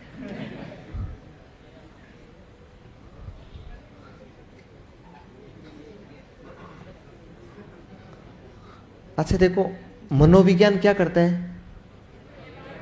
व्यवहार का अध्ययन। इसलिए मनोविज्ञान कहां आ जाएगा? विधायक विज्ञान में आ जाएगा। मनोविज्ञान कहां आ जाएगा? विधायक विज्ञान में आ जाएगा। शिक्षा क्या करती है? व्यवहार में परिवर्तन करती है। इसलिए अच्छा, मुझे कुछ लोगों ने इसमें हाथ खड़ा किया था, दोनों है शिक्षा। शिक्षा दोनों होती तो मनोविज्ञान लाने की जरूरत नहीं थी शिक्षा में। वही अध्ययन करती रहती, वही क्या कर देती? परिवर्तन कर देती। अच्छा, शिक्षा मनोविज्ञान क्या है? शिक्षा मनोविज्ञान दोनों है। शिक्षा मनोविज्ञान विधायक है। अब तुम सोचो क्यों है? शिक्षा मनोविज्ञान का काम क्या है?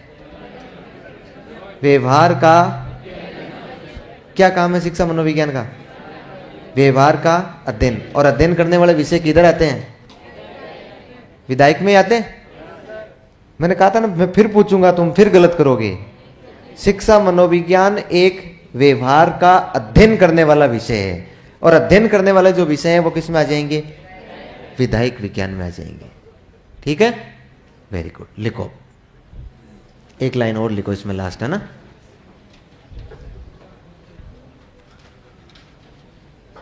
लास्ट में आपने लिखा अनुप्रयुक्त विज्ञान है, उसी जगह लिख लो यह एक विधायक विज्ञान है। यह एक विधायक विज्ञान है।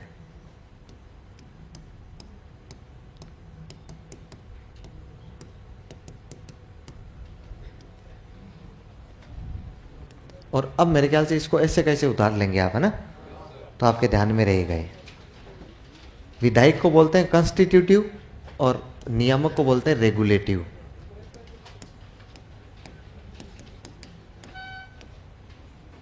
रेगुलेटिव।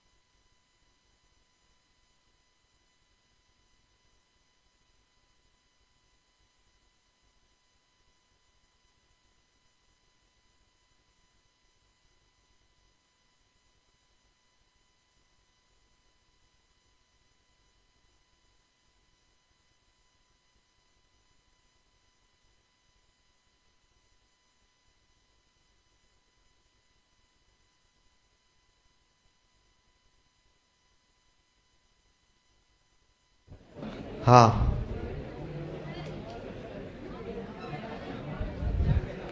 क्या है?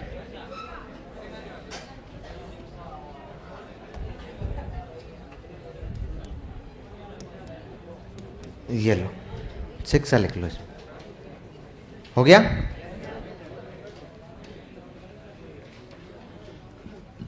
लिख दिया ना?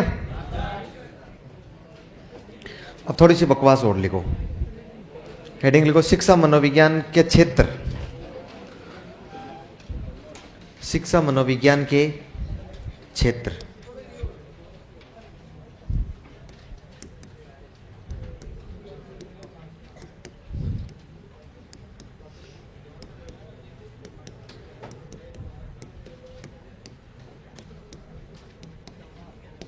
शिक्षा मनोविज्ञान के क्षेत्र।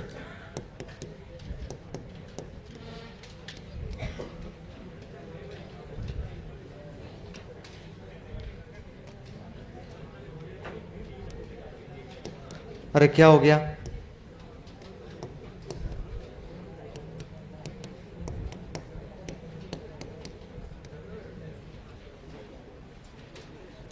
लिख दिया?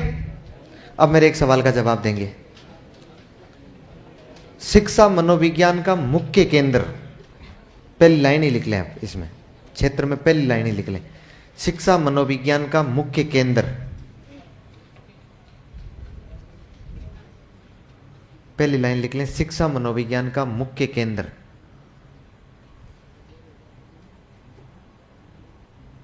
शिक्षा मनोविज्ञान का मुख्य केंद्र। अच्छा, ये 4 मैंने ऑप्शन दे दिए आपको, 5वां और दूं?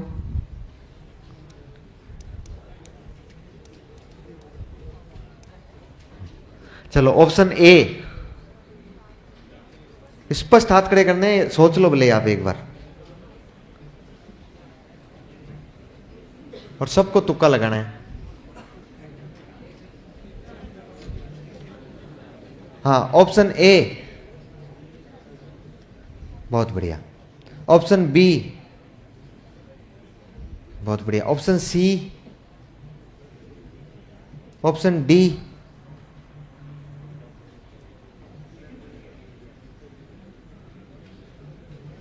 D, option E, option E वाले हो गए क्या? 4 में है, बाकी 5 में कितने लोग हैं? 5 में तो सभी को मान रहे हैं। अच्छा देखो, मैं 5 वालों को बता दूं, जब भी मुख्य, श्रेष्ठ, सर्वश्रेष्ठ पूछा जाए ना तो एक ही होता है वो।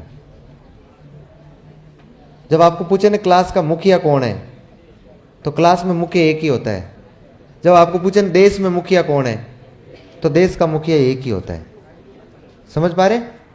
यदि इसमें यह पूछ लिया जाए प्रमुख, मतलब प्रमुख विशेषताएं, ऐसे देना कि प्रमुख विशेषताएं क्या है, प्रमुख विशेषताएं थोड़ी सी अलग आ जाती है, क्योंकि प्रमुख में तो प्रमुख प्रमुख कई चीजें हो सकती है, लेकिन मुख्य सेंटर की बात करें तो सेंटर क्या होता है?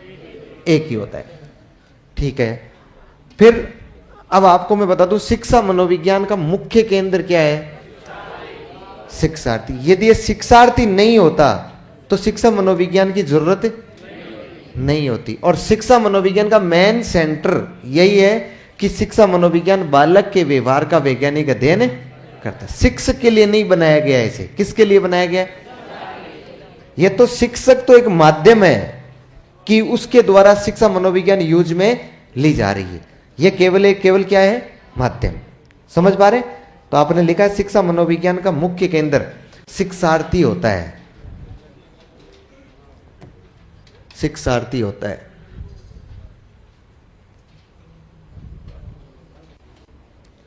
नेक्स्ट लाइन में लिखो, शिक्षार्थी होता है। लिख लिया ना? 1972 में एक मनोवैज्ञानिक थे लिंडग्रेन। इन्होंने शिक्षा मनोविज्ञान के कुल 5 क्षेत्र बताए हैं। कितने क्षेत्र बताए हैं? कुल 5 क्षेत्र है। कितने क्षेत्र है? 5। शिक्षा मनोविज्ञान के लिंडग्रेन महोदय ने कितने क्षेत्र बताए? लिखना नहीं है, देखना है केवल एक बार। अच्छा, शिक्षा मनोविज्ञान के क्षेत्र का मतलब मेरा क्या होगा? शिक्षा मनोविज्ञान का क्षेत्र है कि शिक्षा मनोविज्ञान निम्न में से किन किन के व्यवहार का अध्ययन करती है। मतलब शिक्षा मनोविज्ञान का दायरा हो गया ना एक प्रकार से। भाई शिक्षा मनोविज्ञान है, ये मान लो शिक्षा मनोविज्ञान का दायरा है। इस शिक्षा मनोविज्ञान के दायरे में कौन कौन सम्मिलित होता है, इसका मतलब मैं कहूं कि शिक्षा मनोविज्ञान किन किन क्षेत्रों में टांग अड़ाती है। यही हो सकता है ना भाई, शिक्षा मनोविज्ञान किन किन के व्यवहार का अध्ययन करती है, वही तो शिक्षा मनोविज्ञान का क्षेत्र कहलाएगा ना। भी कितने क्षेत्र तक सीमित है, क्या सीमा है इसकी, क्या लिमिटेशन है। देखिए शिक्षा मनोविज्ञान का एक तो कौन क्षेत्र होता है, शिक्षक, एक कौन होता है, शिक्षार्थी। होता है कि नहीं होता है भाई, शिक्षार्थी का भी अध्ययन करती है, शिक्षक के लिए भी काम किए, मतलब शिक्षा मनोविज्ञान किन किन के लिए काम किए। इसके अलावा शिक्षा मनोविज्ञान अधिगम अनुभवों के लिए काम किए कि नहीं है। भाई अधिगम किया जा रहा है, उस समय कैसे किया जा रहा है, वो अधिगम अनुभव कैसे लिए जा रहे हैं। अच्छा, शिक्षा मनोविज्ञान अधिगम परिस्थितियों के लिए काम किया ना, लर्निंग के लिए क्या सिचुएशन चाहिए ये भी पूरा बता के देती है। इसके अलावा शिक्षा मनोविज्ञान अधिगम प्रोसेस के लिए भी काम किया कि नहीं है। लर्निंग के लिए जो प्रोसेस चल रही है ना, प्रोसेस मतलब टीचिंग लर्निंग प्रोसेस, जो शुद्ध रूप से क्लास की बात की जा रही है, पढ़ाते समय शिक्षकों की विधियों का प्रयोग करना है, बालक किस तरह से सीखेंगे, कौन सी प्रकार की शिक्षा होगी, ये सारी बातों का अध्ययन इसमें किया जाता है। इसके अलावा भी यदि हम लोग देखें तो शिक्षा मनोविज्ञान किस में काम किए, तो मुझे एक बात बताओ, ये मापन व मूल्यांकन की भी तो बात कर रहा है कि नहीं कर रहा है। क्योंकि अध्ययन करेगा तो जाहिर सी बात है उसका मापन मूल्यांकन तो करेगा ही करेगा ना। इसके अलावा व्यवहार का अध्ययन कर लिया, अध्ययन करने के बाद अब बालक के व्यवहार में परिवर्तन लाना है, तो परिवर्तन लाने के लिए निर्देश देती है कि नहीं देती है, उसको मार्गदर्शित करती है कि नहीं करती है, मतलब उसको गाइड करती है, उसको काउंसलिंग देती है, परामर्श देती है ना, सलाह देती है, एडवाइस देती है। ये सारी बातें कौन किस में अंतर्गत है, तो मैं कहूंगा कि ये निर्देशन में भी सहयोगी एक नहीं है, और निर्देशन के साथ में परामर्श में भी एक नहीं है। तो बताओ शिक्षा मनोविज्ञान के ये क्षेत्र हो जाएंगे कि नहीं हो जाएंगे। आपसे पूछा जाएगा निम्न में से कौन सा शिक्षा मनोविज्ञान का क्षेत्र नहीं है, तो वो क्षेत्र शिक्षक है, शिक्षार्थी है, फिर लर्निंग एक्सपीरियंस है, लर्निंग सिचुएशंस है, लर्निंग प्रोसेस है, ये तीनों चीजें। इसके अलावा मापन और मूल्यांकन है, निर्देशन और परामर्श है। इन सब में शिक्षा मनोविज्ञान काम करती है। तो आप नीचे हेडिंग लगा के लिखें, शिक्षा मनोविज्ञान के निम्न क्षेत्र है, शिक्षा मनोविज्ञान के निम्न क्षेत्र है।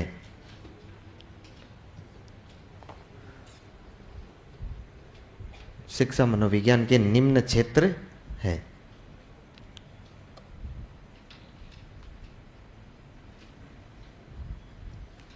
ये लिख लें इनको क्रम से, शिक्षक, शिक्षार्थी, अधिगम अनुभव, अधिगम परिस्थितियां, अधिगम प्रक्रिया, मापन और मूल्यांकन, निर्देशन व परामर्श।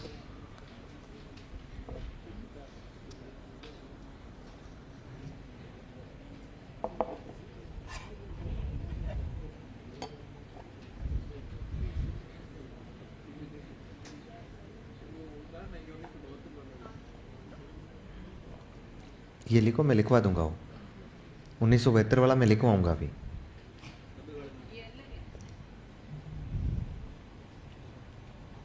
तो मैंने कभी नाम ही नहीं लिया और मैंने ये भी नहीं कहा आपको लिखना है, मैंने तो सिर्फ ये कहा है शिक्षा मनोविज्ञान के क्षेत्र, और शिक्षा मनोविज्ञान के निम्न क्षेत्र है ना, और इसमें ये जो भी 5-7 है ये सारे लिख लो।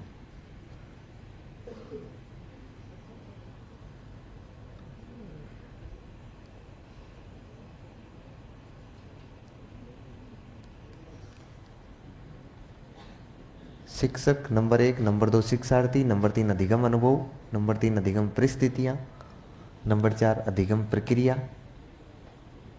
नंबर 5 मापन और मूल्यांकन, और नंबर 6 निर्देशन और परामर्श।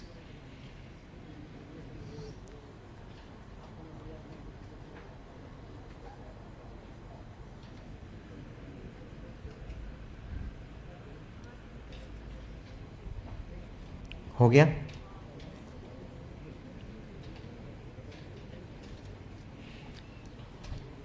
देखो ये तो है कि जब आपको ये पूछ लेना कि कौन सा क्षेत्र नहीं है तब काम का, अगर आपको पूछे ना कि एक मनोवैज्ञानिक हुआ लिंडग्रेन, इसने 1972 में अपने को यह बताया कि मनोविज्ञान के क्षेत्र कितने होते हैं। ऐसे तो मनोविज्ञान के क्षेत्र की हम लोग माप तोल नहीं कर सकते भाई कितने क्षेत्र होते हैं, इनमें से कितने क्षेत्र बनाए जा सकते हैं, निकाले जा सकते हैं, लेकिन इन्होंने कितने बताए हैं? 5। अच्छा, 5 में नंबर 1 इन्होंने बताया है शिक्षक एवं शिक्षार्थी। एक तो क्या बताया है, बोलो देखें, शिक्षार्थी। दूसरा इन्होंने बताया है अधिगम प्रक्रिया। तीसरा इन्होंने बताया है अधिगम परिस्थितियां, लर्निंग सिचुएशन। और चौथा इन्होंने बता दिया मापन और मूल्यांकन, मापन एवं मूल्यांकन।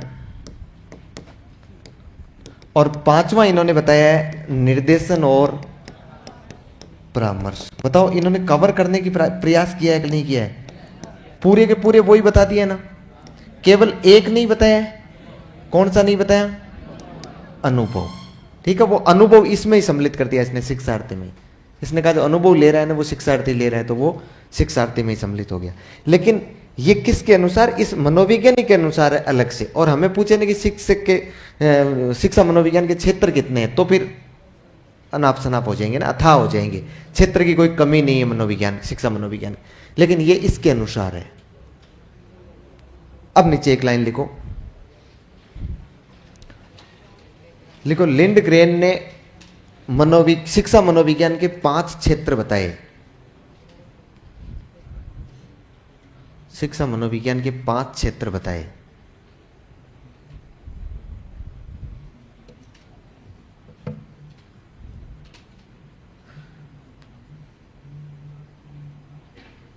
शिक्षा मनोविज्ञान के 5 क्षेत्र बताए।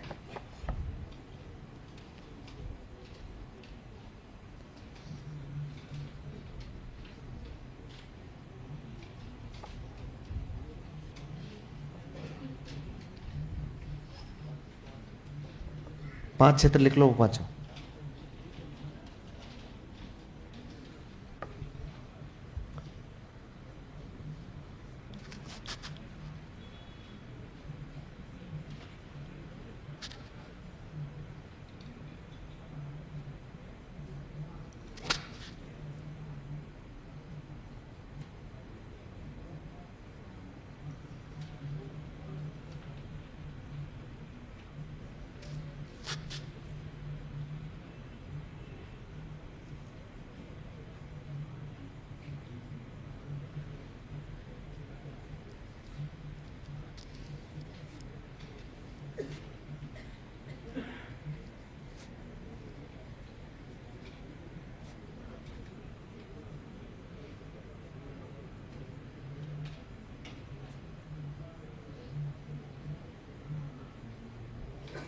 लिख लिया?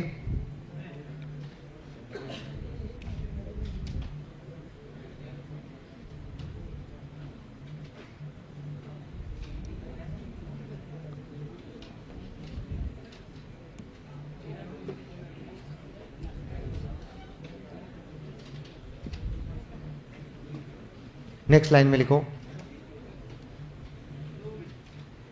2 मिनट में रुक नहीं सकता यार, क्योंकि आप भी तो नहीं रुक सकते ना। जिन्होंने लिख लिया वो रुके थोड़ी है, उन्होंने तो बोलना शुरू कर दिया। लिखो इनमें से इन्होंने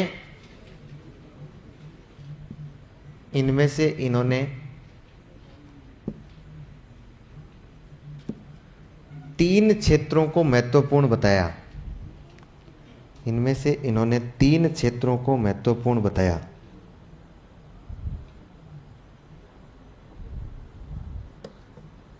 इन्होंने 3 क्षेत्रों को महत्वपूर्ण बताया।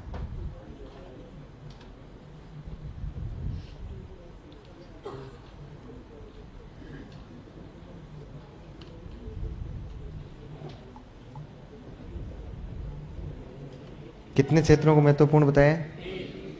3 क्षेत्रों को महत्वपूर्ण बताया, जो निम्न है। नंबर 1 लिखो, शिक्षार्थी,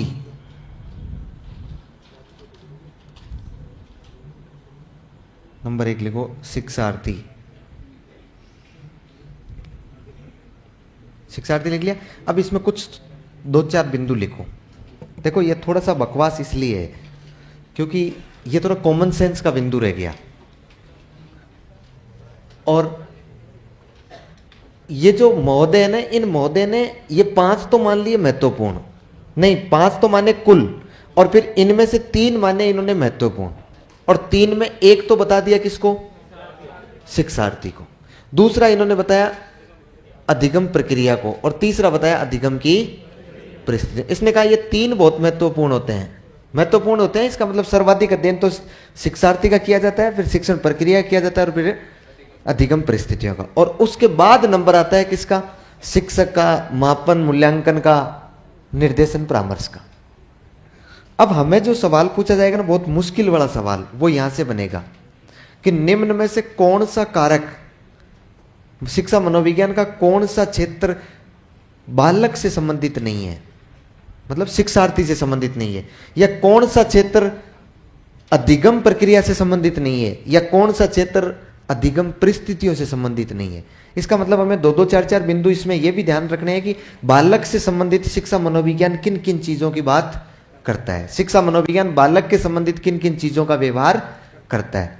तो आप खुद सोच के बताइए, देखिए शिक्षा मनोविज्ञान बालक के क्षेत्र में किन चीजों का व्यवहार करता है, किसका अध्ययन करता है, कौन से बालक के किस व्यवहार का अध्ययन कर रहा है बालक से संबंधित। शिक्षा मनोविज्ञान पारिवारिक का, शिक्षा मनोविज्ञान एक तो मानसिक शक्तियों का अध्ययन करता है कि नहीं करता है। अच्छा, मानसिक शक्तियों को बताऊं मैं, जन्मजात उसकी योग्यताएं और क्षमताएं बोल सकता हूं ना, उसमें सभी सम्मिलित हो जाएगी ना। फिर मुझे अलग अलग नहीं लिखवाना पड़ेगा, तर्क शक्ति, चिंतन शक्ति, मनन शक्ति, कल्पना शक्ति, बुद्धि, ये सारी चीजें नहीं लिखवानी पड़ेगी ना। इसका मतलब जितनी भी जन्मजात उसकी क्षमताएं और योग्यताएं, उनका वो क्या करता है? अध्ययन करता है। इसके अलावा बालक के व्यवहार का अध्ययन करता है ना, व्यवहार, चाहे भले वो आंतरिक हो चाहे भले वो बाह्य हो। आंतरिक का मतलब मेंटल प्रोसेस, और बाह्य का मतलब शारीरिक व्यवहार, या चाहे भले वो चेतन व्यवहार हो चाहे भले अचेतन व्यवहार हो, दोनों प्रकार के व्यवहार का अध्ययन करता है कि नहीं करता है? तो व्यवहार का अध्ययन करता है। बालक के किससे संबंधित अध्ययन करता है? एक तो लिखो, आपने क्या लिखा है? शिक्षार्थी। शिक्षार्थी में आगे डैश लगा कर एक एक बिंदु लिखते जाएंगे। जन्मजात योग्यताएं एवं क्षमताएं, जन्मजात योग्यताएं एवं क्षमताएं,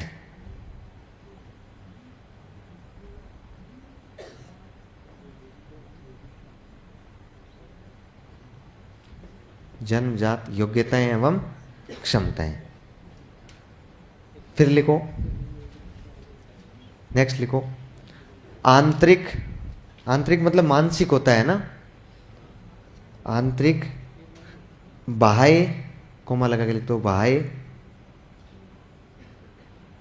फिर लिखो चेतन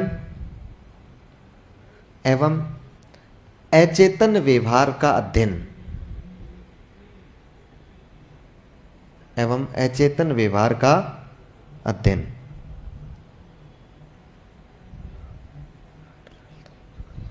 अचेतन व्यवहार का अध्ययन।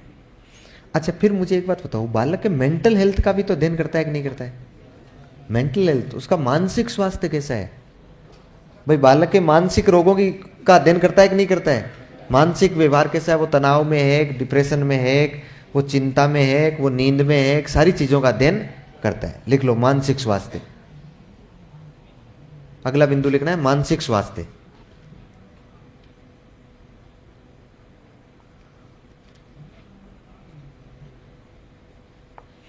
अच्छा, जब शिक्षा मनोविज्ञान इंडिविजुअल डिफरेंस का अध्ययन कर रहा हो, मतलब व्यक्तिगत भिन्नता का अध्ययन कर रहा हो, मनोविज्ञान मानती है कि कोई भी 2 बालक सेम नहीं है, अलग अलग है। कोई भी 2 बालक आपस में एक दूसरे के समान नहीं है, उनमें अंतर तो है। अब वो अंतर क्या है, उस अंतर का अध्ययन करना, उसके व्यवहार का अध्ययन हो जाएगा कि नहीं हो जाएगा? तो वो इंडिविजुअल डिफरेंस का अध्ययन करता है, उसका मापन करता है, तो वो बालक से संबंधित हो जाएगा कि नहीं हो जाएगा? भाई शिक्षकों के इंडिविजुअल डिफरेंस की बात नहीं कर रहा है, वो किसकी कर रहा है? बालक की। तो लिख लो व्यक्तिगत भिन्नताएं एवं उनका मापन, अगला लिख लो, व्यक्तिगत भिन्नताएं एवं उनका मापन।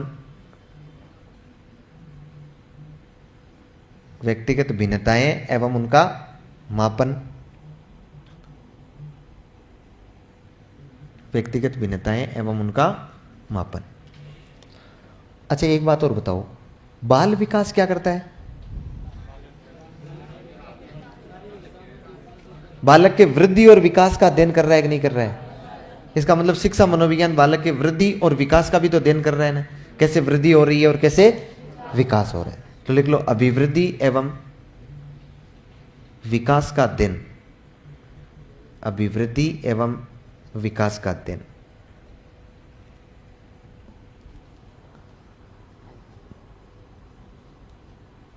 अभिवृद्धि एवं विकास का अध्ययन।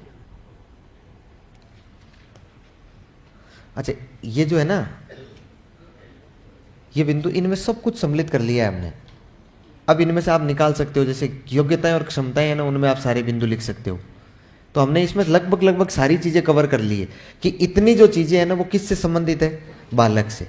उसी प्रकार से हम लोग लिखेंगे शिक्षण प्रक्रिया से, क्योंकि दूसरा नंबर 2 लगा के लिखो शिक्षण प्रक्रिया। पहला मुख्य कौन हो गया? शिक्षार्थी, और दूसरी क्या है? शिक्षण प्रक्रिया। शिक्षण प्रक्रिया मतलब जब बालक की जब बालक शिक्षा ले रहा होता है, मतलब बालक सीख रहा होता है, शिक्षक जब उसे सिखा रहा होता है, तो टीचिंग लर्निंग प्रोसेस से संबंधित क्या है? केवल इंडिविजुअल बालक से, जैसे व्यक्तिगत भिन्नता है तो वो टीचिंग लर्निंग में प्रोसेस में नहीं आएगी, वो तो बालक में चली जाएगी। तो शुद्ध रूप से किससे सम्मिलित है? शिक्षण प्रक्रिया से, सिखाने से संबंधित है। ध्यान रखिएगा। तो शुद्ध रूप से शिक्षण प्रक्रिया से कौन सम्मिलित है? टीचिंग लर्निंग प्रोसेस से कौन सम्मिलित है? उसमें नंबर 1 लिखो। इसमें लिखो अधिगम की प्रकृति, यानी सीखने की प्रकृति। अधिगम की प्रकृति।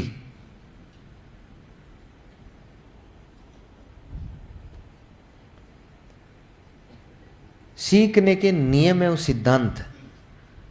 दूसरा लिख लो, सीखने के नियम एवं सिद्धांत।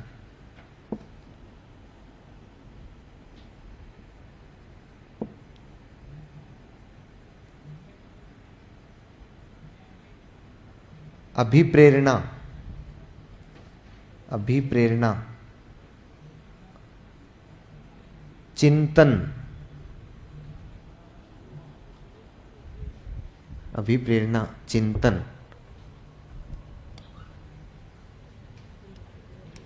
प्रत्यक्षीकरण।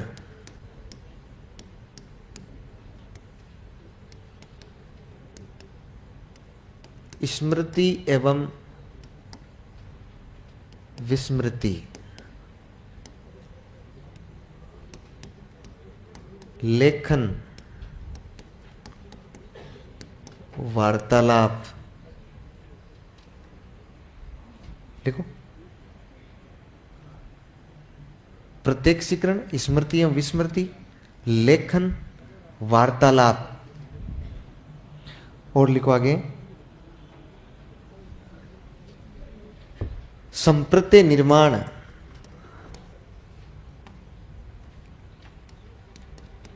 संप्रत्य निर्माण।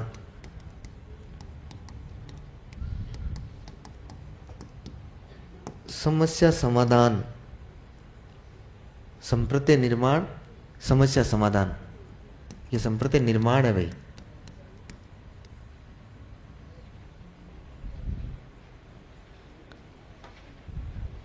अच्छा बताओ मुझे, देखे क्या क्या लिखा है हमने। सबसे पहले क्या लिखा है?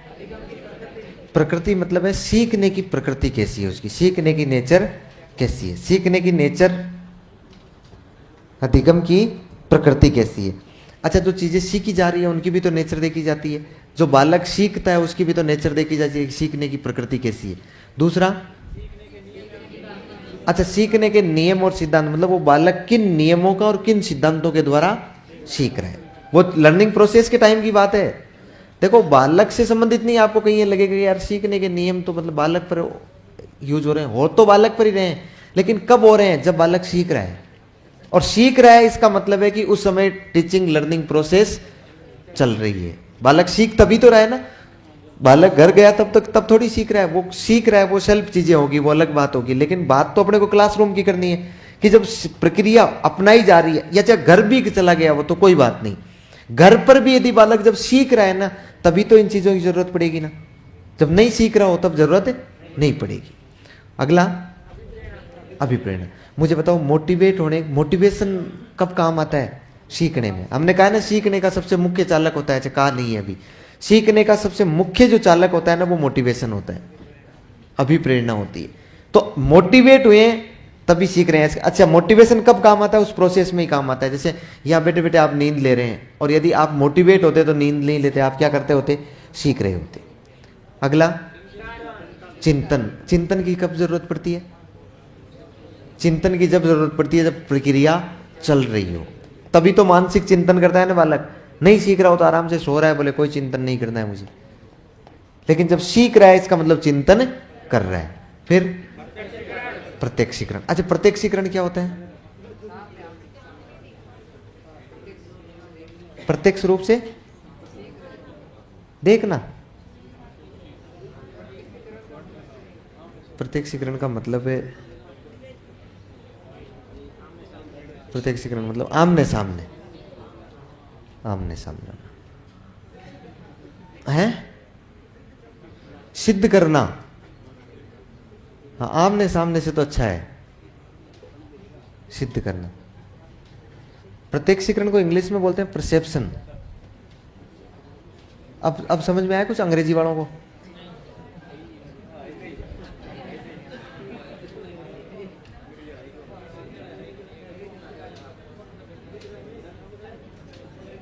रवीना सर, चिंतन तो शिक्षार्थी से है, ये सभी शिक्षार्थी से है।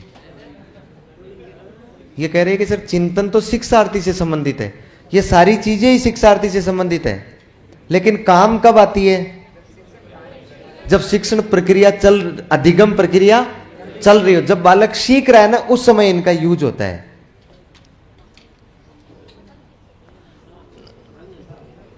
देखो एक चीज सिखाऊं मैं आपको, क्या पता आप सीख भी जाओ तो।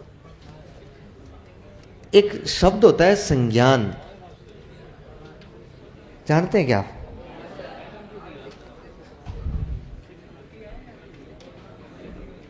समय कम, मैं वैसे ही बताऊं, चलो संज्ञान को छोड़िएगा आप, समझा दो। संज्ञान मतलब ज्ञान का निर्माण करना होता है। क्या होता है? अपने मस्तिष्क में ज्ञान का निर्माण होता है ना। जैसे मैंने आपको कहा कि 5 और 2 कितने होते हैं, सीधा सीधा कह दिया ना आपने। ये सीधा सीधा नहीं है, बहुत लंबी प्रोसेस से गुजरा है। सबसे पहले वातावरण से कोई ना कोई सूचना आपके मस्तिष्क तक पहुंची होगी, ज्ञानेंद्रियों के माध्यम से वातावरण से कोई ना कोई सूचना आपके मस्तिष्क तक पहुंची होगी। जो सूचना पहुंची थी, उस सूचना पर आपके मस्तिष्क में उससे संबंधित पहले से कोई ज्ञान होगा। उस ज्ञान ने और सूचना ने, दोनों ने क्रिया की होगी। जब दोनों ने क्रिया की होगी तो आपके मस्तिष्क में एक नए ज्ञान की उपस्थिति हुई होगी। 5 और 2 कितने होते हैं? मैंने वातावरण से सूचना दी, यह सूचना आपके मस्तिष्क में गई और मस्तिष्क में पहुंच गई, तो मस्तिष्क में एक क्रिया हुई। वो जो क्रिया हुई, उस क्रिया के बाद मस्तिष्क में एक नया ज्ञान आया, क्रिएट हुआ। और वो ये था कि मुझे पूछा जा रहा है कि शायद 5 और 2 मतलब जोड़ना है, और दोनों को जोड़ा तो कितना आ गया? 7। अच्छा, अब आपके दिमाग में हमेशा हमेशा के लिए ये चीज फिट हो गई, यदि आपने लगातार अभ्यास किया तो, कि 5 और 2 क्या होता है? 7 होते हैं। और जोड़ने का आपने तरीका सीख लिया। ये जो संज्ञान निर्माण की, अपने मस्तिष्क में ज्ञान निर्माण की प्रक्रिया है ना, ये प्रक्रिया 3 चरणों से होकर गुजरती है। आगे मैं बहुत डिटेल से पढ़ने वाले हैं हम इसको, संज्ञान जीन पियाजे में यही पढ़ना है पूरा, लेकिन इसको मैं आपको शॉर्ट में बताऊं ताकि हम आगे तक काम आता रहे अपना। कितने चरण होते हैं? 3 स्टेप होते हैं इसके। और जब भी मैं स्टेप की बात करूंगा ना, चरण की बात करूंगा, इसका मतलब उनका एक क्रम होता है। ध्यान रखिए, प्रकार की बात करेंगे तो क्रम नहीं होता है, लेकिन जब स्टेप की बात आ जाए ना, सोपान की बात आ जाए ना, पद की बात आ जाए, तो इसका मतलब क्या होता है? चरण। और चरण कभी भी, चरण होते हैं ना, वो पदानुक्रमिक होते हैं, सीढ़ी की तरह होते हैं, कभी भी एक दूसरे को तोड़ा नहीं जा सकता है। पहले पहली सीढ़ी पर आएगा, फिर दूसरी पर, फिर तीसरी पर, फिर चौथी पर। इसका मतलब जब भी किसी चीज के स्टेप दे दिए जाए ना आपको, इसका मतलब है कि उनका क्रम निश्चित रहेगा। उसी क्रम से आप आगे बढ़ सकते हैं, उस क्रम को आप लोग तोड़ नहीं सकते। संज्ञान जो होता है ना, संज्ञान निर्माण के लिए कितने चरण होते हैं? 3 चरण होते हैं। पहला जो होता है ना, उसे हम लोग बोलते हैं संवेदना। क्या बोलते हैं? दूसरा जो चरण होता है ना, उसे हम लोग बोलते हैं प्रत्यक्षीकरण। और तीसरा जो चरण होता है ना, उसे बोलते हैं संप्रत्यय निर्माण। संप्रत्यय निर्माण। अब देखो, बालक पढ़ रहा होगा, बालक चीजें याद कर रहा होगा, इसका मतलब बालक अपने मस्तिष्क में संज्ञान का निर्माण कर रहा होगा कि नहीं होगा? और संज्ञान का निर्माण कर रहा होगा तो उसके मस्तिष्क में संवेदना भी हो रही होगी, प्रत्यक्षीकरण भी हो रहा होगा और संप्रत्यय निर्माण भी हो रहा होगा। संवेदना को हम लोग इंग्लिश में बोलते हैं सेंसेशन। क्या बोलते हैं? सेंसेशन। अच्छा, सेंसेशन क्या होता है? वातावरण से प्राप्त कोई भी सूचना है, कोई भी ज्ञान है, वातावरण से प्राप्त कोई भी ज्ञान है, वो ज्ञानेंद्रियों द्वारा अपने मस्तिष्क में पहुंचता है, तो मस्तिष्क में उसकी पहली जो आहट होती है, मस्तिष्क में उसकी प्रारंभिक जो अनुभूति होती है, पहली जो अनुभूति होती है, पहला जो एहसास होता है, वो क्या होता है? संवेदना होती है। अनुभूति होना, क्या होना?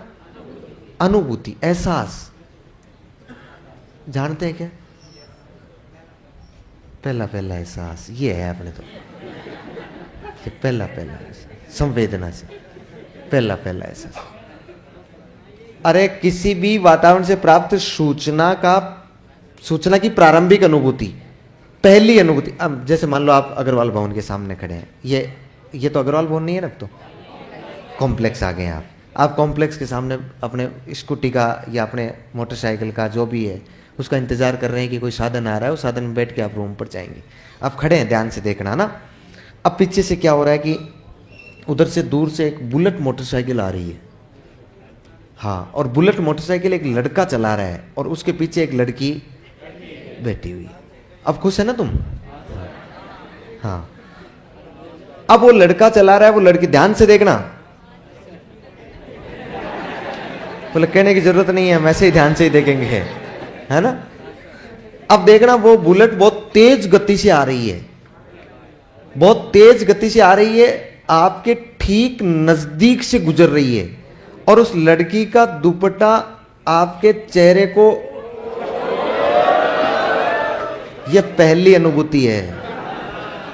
वातावरण से प्राप्त जो ज्ञान है ना, उसकी प्रारंभिक सूचना, पहला एहसास, यह संवेदना होती है। यह क्या होती है? संवेदना।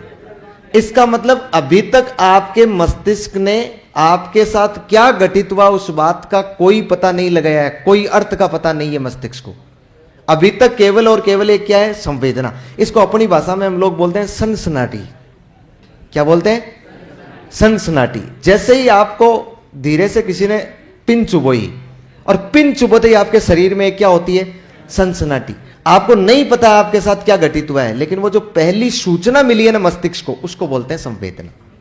क्या बोलते हैं? जब अपना मस्तिष्क अगले क्षण उस संवेदना का अर्थ निकाल लेता है, क्या निकाल लेता है? संवेदना का अर्थ निकाल लेता है, तो संवेदना के अर्थ निकालने की प्रक्रिया को बोलते हैं प्रत्यक्षीकरण, परसेप्शन। अच्छा, संवेदना का अर्थ निकालने की प्रक्रिया को हमने क्या बोला है? प्रत्यक्षीकरण। संवेदना का अर्थ निकला कि वो दुपट्टा किसी लड़की का था, अर्थ निकल गया। अब आपने चूंकि वो अनुभव लिया है और आपने उसका अर्थ भी निकाल लिया है, तो अगले क्षण आपको जो एहसास हुआ है ना, उसके संरचना के तत्वों का निर्माण आपके मस्तिष्क में हो जाएगा। किस में हो जाएगा? मस्तिष्क में। अच्छा, वो हमेशा हमेशा के लिए कॉन्सेप्ट आपके मस्तिष्क में विकसित हो जाएगा कि इस तरह से दुपट्टा इधर से निकलने पर इस प्रकार का एहसास होता है। यह मस्तिष्क में कॉन्सेप्ट हमेशा के लिए निर्मित हो जाएगा। यदि भविष्य में इस प्रकार की कोई भी घटना हुई तो आपको ज्यादा दोबारा से संवेदना और प्रत्यक्षीकरण की जरूरत नहीं रहेगी। इस संप्रत्यय निर्माण के आधार पर जो कॉन्सेप्ट बैठा ना मस्तिष्क में, उसके आधार पर आप तुरंत जवाब दे सकते हैं। जैसे मैंने एक मार्कर गिराया, आवाज आई, इस आवाज को सुनकर चौंक जाना, इस आवाज को सुनकर चौंक जाना, आप इसके लिए एक्टिव हुए क्योंकि ज्ञानेंद्रियों ने वो आवाज आपके मस्तिष्क तक पहुंचाई। इस बात को तो कहा संवेदना। फिर आपने उसका अर्थ लगा लिया कि किसी गिरने की आवाज आई है, मतलब धमाके की आवाज आई है, गिरने की आवाज आई है। अच्छा, वो जो गिरने की आवाज आई है, आपने अर्थ ये भी निकाल लिया कि वो गिरने की आवाज किसकी है, वो मारकर गिरने की आवाज है और इस प्रकार की आवाज है। अब आप अगले ही क्षण अपने में मस्तिष्क में क्या कर रहे हैं, वो मारकर गिरने की आवाज के तत्वों को फिट कर रहे हैं। वो आपका हो जाएगा कॉन्सेप्ट मैपिंग। क्या हो जाएगा, कॉन्सेप्ट मैपिंग। इस तरह से आपके मस्तिष्क में एक नए ज्ञान की उपस्थिति हो गई है, नया ज्ञान आ गया कि मारकर गिरने से इस प्रकार की आवाज आती है। अब यदि भविष्य में जब भी ये मारकर गिराया जाएगा और ऐसी आवाज आएगी तो आपको इतना ज्यादा प्रताड़ित होने की जरूरत नहीं है, आप तुरंत प्रभाव से उसका जवाब दे दोगे। क्योंकि अब ये जो संज्ञान का निर्माण हुआ है ना, ये भविष्य में कोई भी यदि आवाज आ रही है उसके लिए पूर्व ज्ञान का काम करेगा। अपने मस्तिष्क में ये किसका काम करेगा, पूर्व ज्ञान का। तो मुझे बताइए, हमें संवेदना की, हमें प्रत्यक्षीकरण की और हमें संप्रत्यय निर्माण की, इन सारी चीजों की जरूरत कब पड़ती है, जब बालक सीख रहा होता है। और सीख रहा होता है इसका मतलब है उस समय वो कोई ना कोई वातावरण से प्राप्त सूचना अपने मस्तिष्क में ले रहा होता है, संवेदना हो रही होती है और उसके बाद में उसका अर्थ निकाल रहा होता है, अर्थ निकाल के उसके संप्रत्ययों को अपने मस्तिष्क में बिठा रहा होता है। तो हमने अगला क्या लिख लिया था,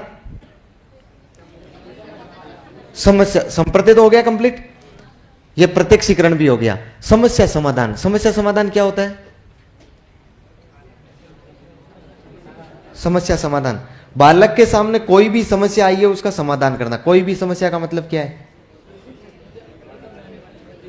अधिगम में आने वाली बात है। महान विद्वानों, समस्या मैं उसको कहूंगा कि बालक को यह कहा गया कि तुझे APPLE एप्पल की मीनिंग याद करनी है, यह उसके लिए समस्या है, यह उसके मस्तिष्क के लिए क्या है, समस्या है। अब वो उस मस्तिष्क के लिए जो समस्या आई है ना, उस समस्या का समाधान कर रहा है, समाधान कर रहा है ना, मतलब अपने संरचना को, उन तत्वों को, संरचना को फिट कर रहा है कि नहीं कर रहा है। यदि वो फिट कर रहा है इसका मतलब सीख रहा है, सीख रहा है इसका मतलब समस्या का क्या हो रहा है, समाधान हो रहा है। तो बताओ समस्या समाधान होता है कि नहीं होता है इसमें। फिर इसके बाद में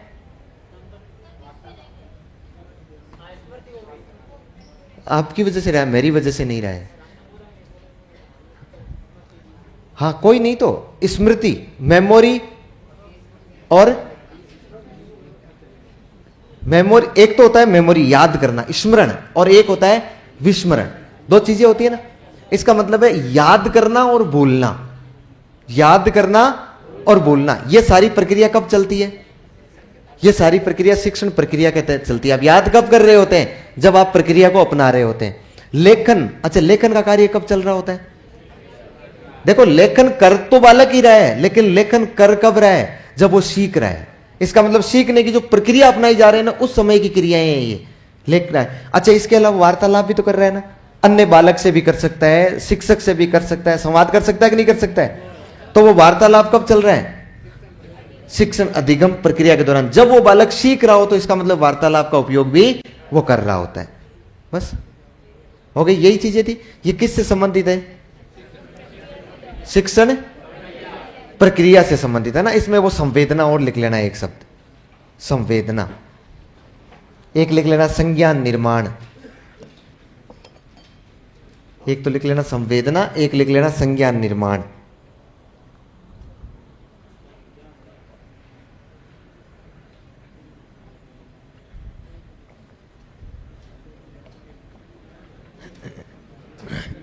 एक और लिख लो अधिगम स्थानांतरण। वापस से संवेदना और संज्ञान निर्माण, दो शब्द लिखवाए हैं मैंने। अधिगम स्थानांतरण, लर्निंग का ट्रांसफर होना, अधिगम का स्थानांतरण। जैसे ए लगा के लिखा शिक्षार्थी, बी लगा के लिखा शिक्षण प्रक्रिया और सी लगा के लिख लो शिक्षण परिस्थितियां। दो ही लाइन लिखेंगे उसमें, दो ही बिंदु। अधिगम परिस्थितियां, शिक्षण परिस्थितियां नहीं है, अधिगम परिस्थितियां हैं। शिक्षण अधिगम थोड़ी लिखा है,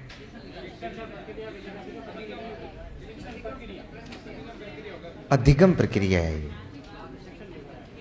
अब मैंने गलती से बोल दिया होगा, लेकिन शायद मैंने लिखा नहीं होगा ना। हाँ देखो, ये लिखा है ना अधिगम प्रक्रिया, अधिगम प्रक्रिया, और ये अधिगम परिस्थितियां। तो अब 3 नंबर के लिखेंगे अधिगम परिस्थितियां।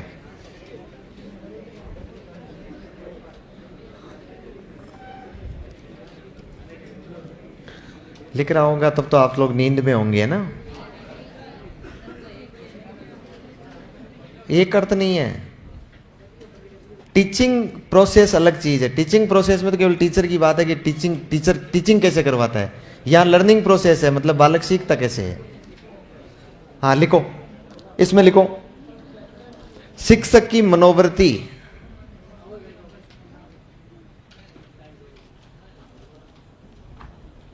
शिक्षक की मनोवृत्ति,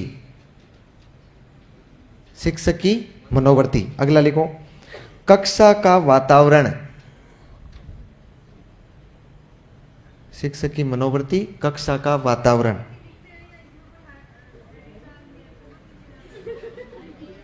अब तक क्या लिख रहे थे हम? हेडिंग डाली हुई है अपनी। अरे मैं बताता हूं। हाँ कंफ्यूज हो गए वो। मैं बता देता हूं, आपको क्या चिंता है इस बात की। मैंने आपको यह कहा था कि छोरो सुन ले रहे, मैंने आपको यह कहा था कि लिंडग्रेन ने मनोविज्ञान के 5 क्षेत्र बताए हैं। फिर 5 क्षेत्र आपने लिख लिए। फिर मैंने यह कहा था कि इनमें से 3 क्षेत्र महत्वपूर्ण बताए हैं जो निम्न है, और निम्न में नंबर 1 हमने लिखा शिक्षार्थी, उसके 5-10 बिंदु लिख लिए। नंबर 2 हमने लिखा अधिगम प्रक्रिया, उसके 5-10 बिंदु हमने लिख लिए। नंबर 3 हम लिख रहे हैं अधिगम परिस्थितियां, और उसके बिंदुओं में पहला बिंदु क्या है? शिक्षक की मनोवृत्ति। दूसरा लिखा है कक्ष का वातावरण। तीसरा लिखो विद्यालय का, तीसरा लिखो विद्यालय का सांवेगिक वातावरण। विद्यालय का सांवेगिक वातावरण, इमोशनल एनवायरमेंट।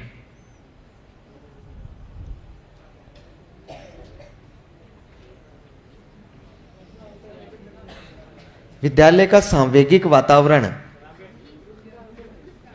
अगला लिखो अधिगम करता एवं अधिगम प्रक्रिया को, अधिगम करता एवं अधिगम प्रक्रिया को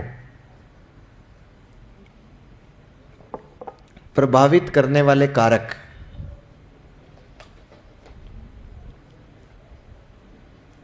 अधिगम करता एवं अधिगम प्रक्रिया को प्रभावित करने वाले कारक। अच्छा अगला लिखो, उससे पहले सुनो एक बात। पहला क्या लिखा हमने? मुझे बताओ शिक्षक का एटीट्यूड होगा, लर्निंग सिचुएशन अब है, ये बनी हुई है परिस्थितियां, ये बनी हुई है। अब मेरा एटीट्यूड जो होगा ना, मेरा मूड जो होगा ना, वो आपके सीखने को प्रभावित करेगा कि नहीं करेगा? दूसरा कक्षा का वातावरण। यदि कक्षा का वातावरण तो आप समझते ही हैं। फिर विद्यालय की सांवेगिक वातावरण का मतलब होता है आपने मार्केट में इस विद्यालय के बारे में क्या सुना था कि यार विद्यालय बहुत अच्छा है, बहुत कमजोर है, वहां पढ़ाई अच्छी होती है, वहां नहीं होती है। ये वातावरण एनवायरनमेंट कहीं ना कहीं आपके एटीट्यूड को बढ़ाने में बहुत कारगर साबित होता है। फिर इसके बाद में अधिगम करता, लर्नर जो होता है ना, उसके लर्नर के समय सीखने को जो प्रभावित करने वाले कारक होते हैं, या फिर जो लर्निंग प्रोसेस चल रही है उस समय के जो कारक होते हैं, वो कारक भी किस में आ जाएंगे? अधिगम परिस्थितियों में आ जाएंगी। ये भी एक प्रकार की लर्निंग सिचुएशंस बनी होती है। टाइम हो गया क्या? हाँ तुम चाय पी के आओ, पहले तुम कुछ नहीं करोगे।